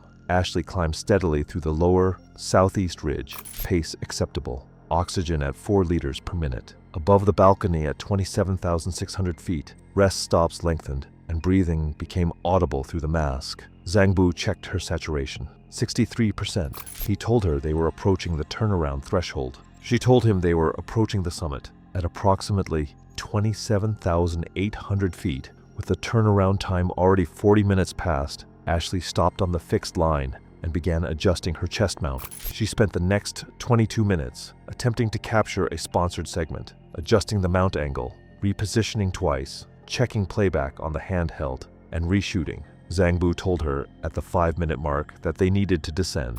At the 10-minute mark, he told her again with specificity about what her saturation meant at their current position. At the 15-minute mark, he placed his hand on her shoulder and told her directly that if she did not begin descending in the next 60 seconds, her body would not have enough reserve to make Camp 4. She held up one finger and asked for one more take. She got her footage. The descent began 23 minutes behind where it needed to be. For the first hour, it looked like she might make it. Then the reserves she had burned through 6 weeks of content creation, the skipped meals, the rest windows spent filming, the hydration avoided for camera aesthetics, reached their limit simultaneously. Her pace collapsed. Her legs stopped producing reliable steps. Zhang Bu supported her weight, adjusted her oxygen to maximum flow, and called expedition support on the radio. The nearest team was an hour below. At approximately 27,400 feet, Ashley Mercer sat down and could not get up. She died on the upper southeast ridge as the sun came up. Less than 1,000 feet below the summit, she had stopped to film. Zhang Bu conducted an extended search before confirming her position, remaining at extreme altitude for nearly 3 additional hours in temperatures that had dropped to minus 22 degrees Fahrenheit. The bare hand equipment management required, adjusting oxygen systems, managing carabiners, attempting to establish position on the radio, destroyed tissue across 6 fingers. Surgeons in Kathmandu amputated portions of the index and middle fingers on his left hand and the index finger on his right. The loss of grip strength and fine motor control made technical ice climbing unsafe. Zhang Bu Qiring did not return to expedition guiding. He took work at a trekking lodge in Namche, a few miles from where he had grown up, in a valley that had given the mountain everything it asked for and expected nothing back. It was August 3rd, 2015, on the Matterhorn's Hernley Ridge, Swiss side, at 13,200 feet elevation. The weather window was closing faster than forecasted. Clouds were building from the south earlier than expected, and wind speeds were picking up along the exposed ridgeline. Craig Hollis was 38 years old, a financial analyst from Boston, Massachusetts. He worked long hours and prided himself on physical fitness, running marathons and competing in triathlons. Friends described him as driven and competitive, someone who didn't like to quit. He had no mountaineering experience beyond a single guided climb of Mount Rainier the previous summer. He booked a guided Matterhorn climb through a commercial alpine service. His goal was to summit a major European peak and add it to his growing list of athletic accomplishments. He arrived in Switzerland 4 days before the climb, but spent most of that time at low elevation, sightseeing rather than acclimatizing. The Hernley Ridge ascent covers 4,000 vertical feet of technical scrambling from the mountain hut to the summit. The route crosses exposed rock ridges, where wind speeds can exceed 40 miles per hour. August weather in the Alps is unpredictable, with afternoon thunderstorms common. At elevations above 12,000 feet, the body requires significantly more oxygen for exertion, and inadequate acclimatization leads to rapid fatigue, headaches, nausea, and impaired judgment. Hypothermia can set in quickly when exhaustion combines with wind and dropping temperatures. The Matterhorn's ridgeline offers little shelter, and retreat becomes increasingly difficult as fatigue deepens. The weather forecast called for clear skies until early afternoon, with clouds building later. The guide planned an early departure to ensure a midday summit and descent before conditions worsened. Craig woke up complaining of a headache, which he attributed to poor sleep. He took ibuprofen and said he was ready to go. The group of 4 clients and 2 guides left on schedule. Within the first hour, Craig was breathing heavily and falling behind. His guide checked in multiple times, and Craig insisted he was fine, just warming up. By mid-morning, at roughly 12,400 feet, he was visibly struggling, stopping frequently, hands on knees, face flushed. His guide suggested turning back, but Craig refused. The group slowed its pace to accommodate him. By late morning, they were still well below the summit, and clouds were beginning to build from the south. The group reached roughly 13,800 feet, several hundred feet below the summit. Craig was moving slowly, his coordinations visibly impaired. He stumbled twice on easy terrain and needed verbal prompting to clip into fixed ropes. His speech was slurred when he spoke. The wind had picked up considerably, and the temperature had dropped into the low 40s degrees Fahrenheit. The guide made the call to turn around. Craig protested weakly, but lacked the energy to argue. The descent began shortly after. Within 20 minutes, Craig stopped moving. He sat down on the rock and said he needed to rest. His guide urged him to keep moving, explaining that stopping in the wind would cause his body temperature to drop. Craig nodded but didn't stand. His eyes were half closed, and his responses were delayed. The guide physically pulled him to his feet, but Craig's legs buckled. He sat back down. The second guide moved up to assist, and together they tried to keep Craig upright and moving. His core temperature was dropping. He began shivering violently, then stopped shivering altogether, a sign of advancing hypothermia. His skin was pale, his lips blue. The guides radioed for emergency assistance and began attempting to insulate him with extra layers and an emergency bivvy. Craig lost consciousness shortly after. CPR was initiated, but his pulse was undetectable. A helicopter was dispatched, but couldn't reach the location due to cloud cover and high winds. The guides continued resuscitation efforts. Craig never regained consciousness. The weather cleared enough by late afternoon for a helicopter to extract Craig's body and the rest of the group. The medical examiner determined the cause of death as severe hypothermia, complicated by acute altitude sickness and exhaustion. Contributing factors included inadequate acclimatization, overexertion beyond physical capacity, and prolonged exposure to cold and wind in an immobilized state. The guide's decision-making was reviewed and found to be appropriate. The turnaround call had been made at the correct time, but Craig's condition deteriorated faster than could be managed in the field. His family was notified that evening.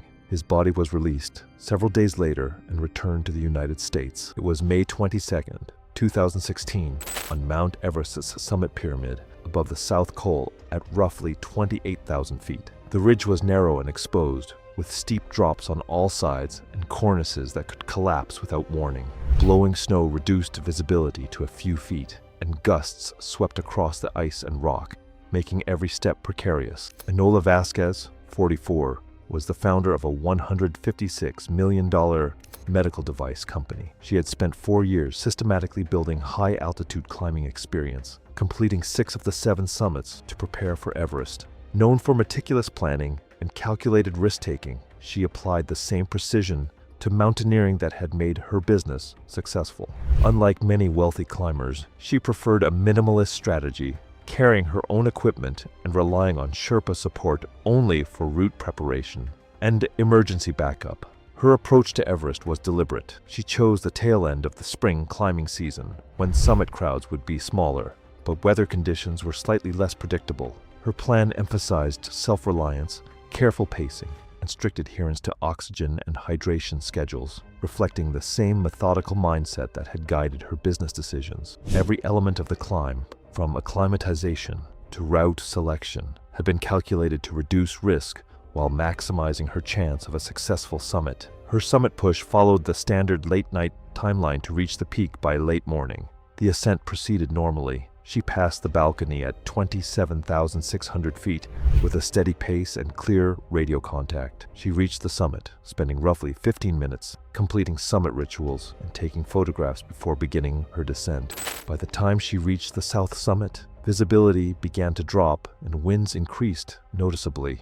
A sudden shift in the jet stream brought gusts exceeding 45 miles per hour down to her elevation. On the technical terrain near the Hillary Step, a 40-foot vertical rock face, conditions became exponentially more dangerous. Snow was blowing horizontally, reducing visibility to less than 10 feet and making navigation along fixed ropes nearly impossible. Vasquez faced a critical decision: descend through the storm with limited oxygen or attempt to shelter in place. She continued descending, but a sudden gust exceeding 80 miles per hour blew her off the established route and into a small alcove formed between rock formations. The alcove, roughly 8 by 12 feet, became a wind tunnel, offering little protection against horizontal snow and violent gusts. Radio transmissions over the next 30 minutes documented her attempts to establish an emergency bivouac, but high winds destroyed her shelter and damaged equipment.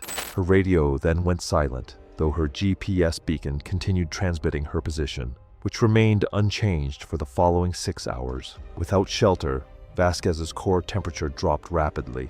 At extreme altitude, severe hypothermia sets in quickly, shivering stops, motor skills fail, and confusion prevents further survival action. Her final hours were spent stationary, incapacitated by hypothermia, and high-altitude pulmonary edema. Rescue was delayed by extreme weather. Helicopters cannot operate at this elevation in winds exceeding 70 miles per hour, and ground teams cannot navigate zero-visibility conditions safely. Search teams reached her location on May 24th when conditions improved. Using her GPS beacon, they found her body in a seated position against the rock wall, partially buried by snow. Equipment scattered around the alcove confirmed the storm's severity. The official cause of death was severe hypothermia, with contributing high-altitude pulmonary edema and prolonged exposure to extreme conditions. Toxicology and equipment checks showed no failure or impairment, confirming that environmental factors alone had made survival impossible. News coverage focused largely on her business accomplishments, noting only that she had died in a climbing accident. Within the mountaineering community, her death was classified as a weather-related fatality, one of the most common causes of death on Everest. Even meticulous planning and extensive experience could not overcome the violent storm that struck that day. It was May 15th, 2014. The summit window on Mount Everest had opened.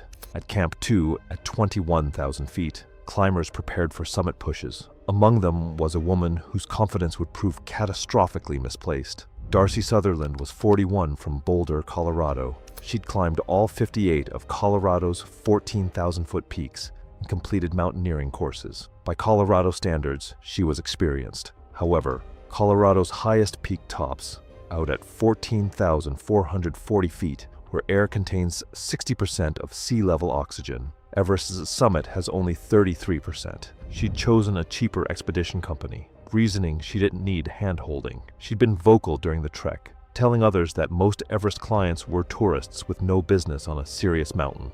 Most significantly, Darcy decided she would not use supplemental oxygen, considering this the only legitimate way to summit. Her guide strongly advised against it, explaining fewer than 200 people had summited without oxygen, all elite mountaineers. Darcy dismissed this. During acclimatization, Darcy's confidence seemed justified. She moved quickly, often outpacing others. Her oxygen saturation stayed in the low 70s at Camp 2. She unclipped from fixed ropes on sections she deemed easy. Her guide repeatedly told her to stay clipped in.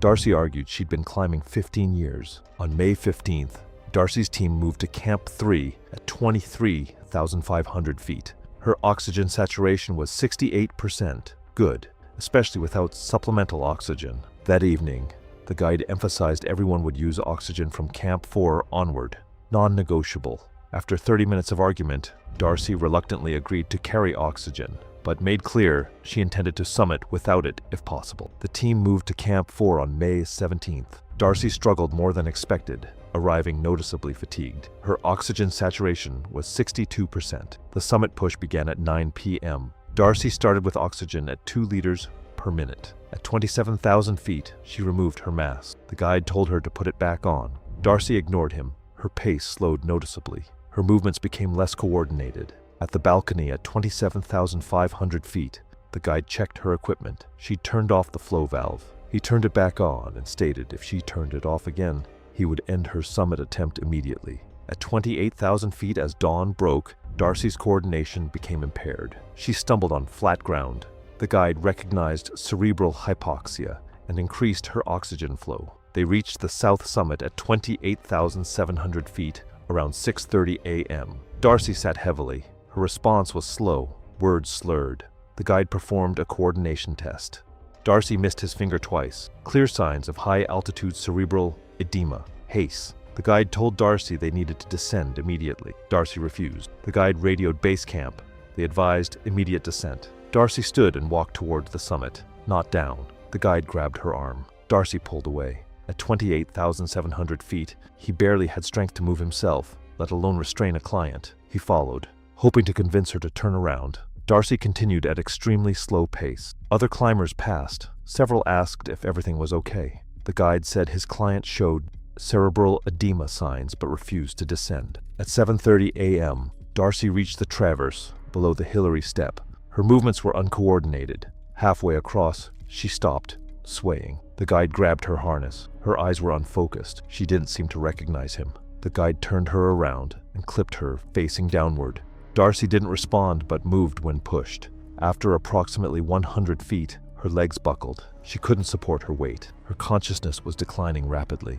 The guide radioed for emergency assistance. He tried dragging her, but moving an incapacitated person at that altitude was nearly impossible. Over 30 minutes, Darcy deteriorated. She became unresponsive. Her breathing became irregular. At 8:15 a.m., she lost consciousness. The guide checked for a pulse, weak and rapid. He tried dragging her toward the south summit, but managed only 50 feet over 20 minutes, exhausting himself to the point of risking his own life. At 8:45 a.m., Darcy stopped breathing. Rescue breathing at 28,600 feet was ineffective. He checked for a pulse. None. Darcy Sutherland was dead. The guide radioed that his client had died. He was instructed to descend immediately. He moved her body slightly off the main route and descended.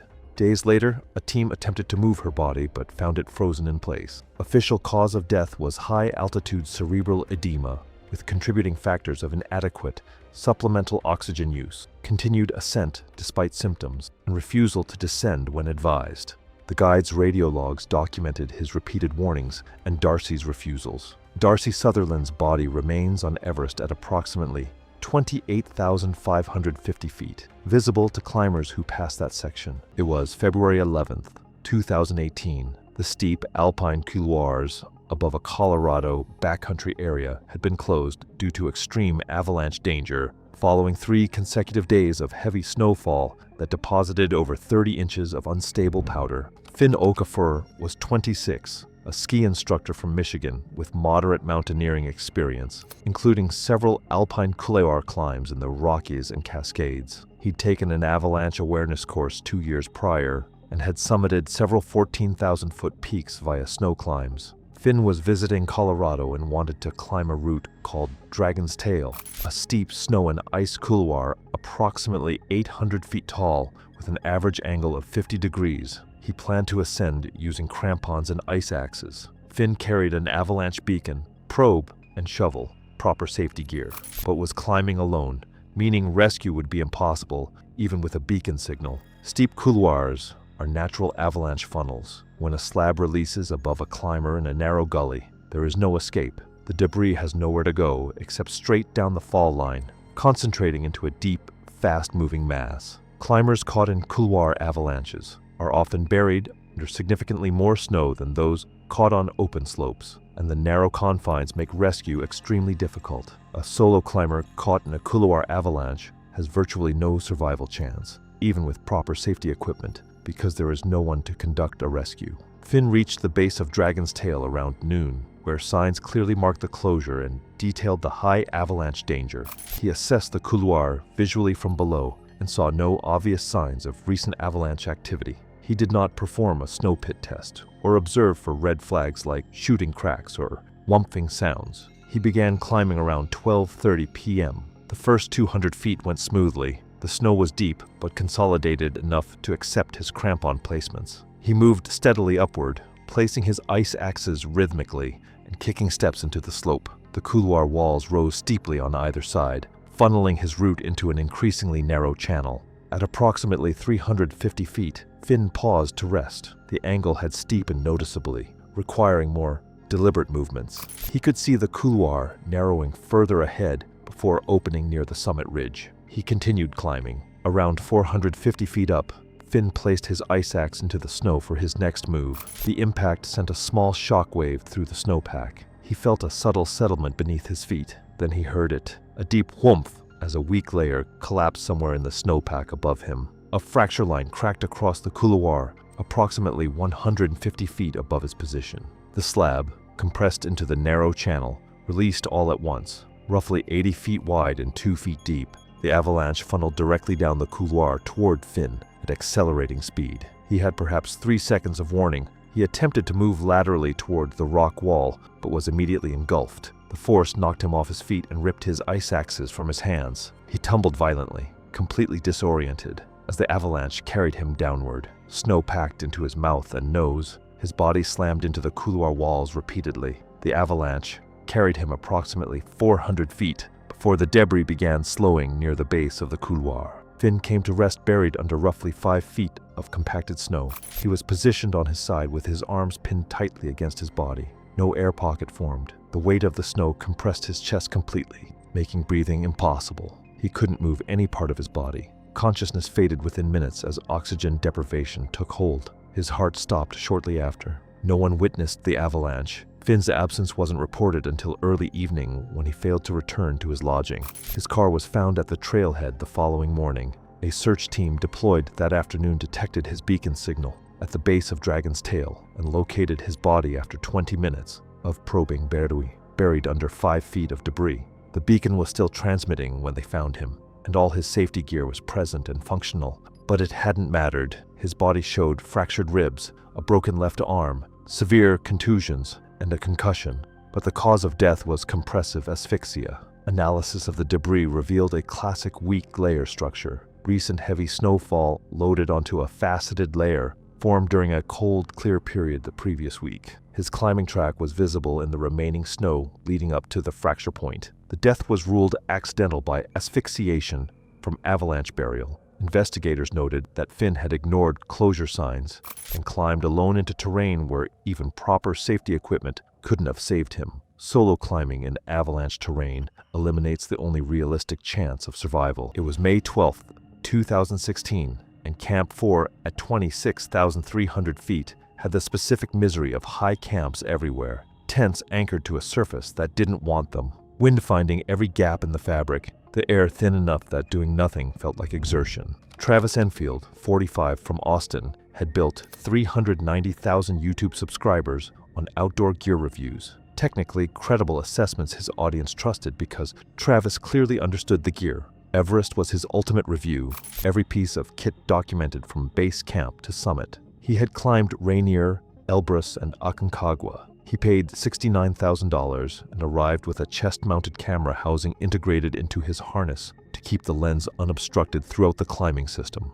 The problem was the modification. To keep the camera housing flush and unobstructed, Travis had replaced his dedicated safety lanyard with a 60-centimeter sewn runner, a short loop of a webbing routed through his belay loop as a backup tether to the fixed rope. Every individual piece of gear was certified and rated, but a sewn runner is designed to absorb force in one direction, straight down. The moment a climber's body rotates on steep terrain, that force shifts sideways, and the stitching that holds a sewn runner together is not built for a lateral load. On flat ground at base camp, the modification looked functional. On a 40-degree ice slope at 27,600 feet, it was a single sideways pull away from failing completely. His Sherpa, Lakpa Tenjin, 35, from Kumjung, 7 summits, 8 seasons, technically precise during equipment checks, identified the configuration during base camp inspection, and flagged it to expedition leader Conrad Rains. Rains examined it, agreed the routing was non-standard, and required Travis to restore the original configuration before any rotation. Travis complied under Rains's direct supervision. Rains logged it and considered the issue resolved. At Camp 4 on summit night, during gear checks before departure, Travis re-rigged the modification. He told Lakpa Tenjin the configuration had shifted during the rotation, and he had restored what Rains approved. Lakpa Tenjin recognized that what he was looking at was not what Rains had approved. The departure window was narrow, the team was staged, other climbers already on the fixed line above. The weather window measured in hours, and Travis had clipped in and begun moving before the discrepancy could be escalated. Lakpa Tenjin followed, knowing exactly what Travis had done before they left camp. Through the lower southeast ridge and past the balcony, the modification held. Travis climbed at a strong pace with good oxygen management, the camera mount functioning exactly as designed. He uploaded footage from a satellite device for exactly this purpose, his engagement numbers climbing in real time while he moved through the death zone. At approximately 27,600 feet, at a transition point where the fixed rope changed anchors, Travis reached up to adjust the camera housing. The movement shifted his center of gravity leftward on the slope. His left crampon lost purchase on a patch of wind-scoured ice. His body rotated laterally. Not a fall, not a full stumble, the kind of half-second weight transfer that a properly redundant system absorbed without consequence. The 60-centimeter runner, loaded sideways through the belay loop at an angle its construction had never anticipated, failed at the Bartak. The stitching gave under the lateral force in a fraction of a second. The primary and improvised backup connection, positioned by the re-rig in a configuration where the runner's failure compromised both simultaneously, released together. Travis Enfield fell, Lakpa Tenjin was 3 feet behind him on the rope. The fall happened faster than calculation. He lunged, instinct operating before any conscious decision could form. The rope ran through his partially closed grip at speed, friction and force moving through his palm and across 3 fingers before the load transferred to the anchor above. He held the arrest. Travis did not survive the fall distance and the terrain below. Travis Enfield's body was recovered 2 days later from 27,200 feet. The camera housing was intact. The footage from his chest mount ran until the battery expired. Reconstructive surgery addressed the laceration damage across Lakpa Tenjin's palm and fingers. The deeper consequence was what the rope at speed had done to the tendons. Partial tears that healed with scar tissue that was functional but not precise. The fine motor control that high-altitude guiding demanded simply was not there anymore in the way it needed to be. He spent 1 season in a rope-fixing role below the balcony before acknowledging what his hands were telling him. He retired from expedition work at 36 and took a position training young porters in the Khumbu, passing on what the mountain had spent 8 seasons teaching him. It was July 14th, 2016, on the Matterhorn, along the Swiss-Italian border at 14,692 feet elevation. The Hernley Ridge Road had been shedding rock faster than usual that summer, and the mountain was showing signs of instability. Temperatures had been unusually warm for days, destabilizing frozen rock and increasing the frequency of debris falling from the upper faces. Nolan Kemper was 41 years old, a civil engineer from Portland, Oregon. He had been climbing for 18 years with over 30 alpine summits across 3 continents. His colleagues knew him as methodical and safety conscious, someone who turned back when conditions weren't right. He had attempted the Matterhorn twice before, both times retreating due to weather. This was his 3rd attempt, planned during a 2-week vacation. He climbed solo by preference and aimed to summit via the Hernley Ridge and descend the same day. The Hernley Ridge is a 4,000-foot scramble of loose rock, fixed ropes, and exposed ridgelines. July 2016 had been unusually warm across the Alps, with temperatures reaching the mid-70s degrees Fahrenheit at lower elevations. The heat accelerated snowmelt and destabilized rock that had been frozen in place for months. Rockfall on the Matterhorn is constant, but warming conditions increase frequency and size. Rocks dislodged higher on the mountain can reach speeds exceeding 60 miles per hour by the time they reach lower sections. The descent is statistically more dangerous. Climbers are fatigued, and loose rock is more easily triggered when facing downward. The Mountain Hut staff mentioned that several guided parties had reported increased rockfall that week, particularly in the afternoon. Posted signs at the trailhead warned climbers to start early and descend before noon. Nolan left the hut at 4:30 a.m., headlamp cutting through the dark. He made good time on the ascent. Reaching the summit by mid-morning, he spent 10 minutes at the top before beginning his descent. By late morning, the sun was fully on the east face, and distant cracks and rumbles echoed from above. He passed 2 guided groups moving slowly upward. Nolan continued down, moving carefully through a section of steep, broken rock. Nolan was descending a narrow section of the ridge where the route funnels climbers through a natural choke point. He was below a fixed rope section, facing into the rock, testing each handhold. A guided party of 3 climbers was roughly 200 feet below him, taking a water break. One of the clients looked up and saw movement high on the face, a dark mass separating from the ridgeline several hundred feet above Nolan.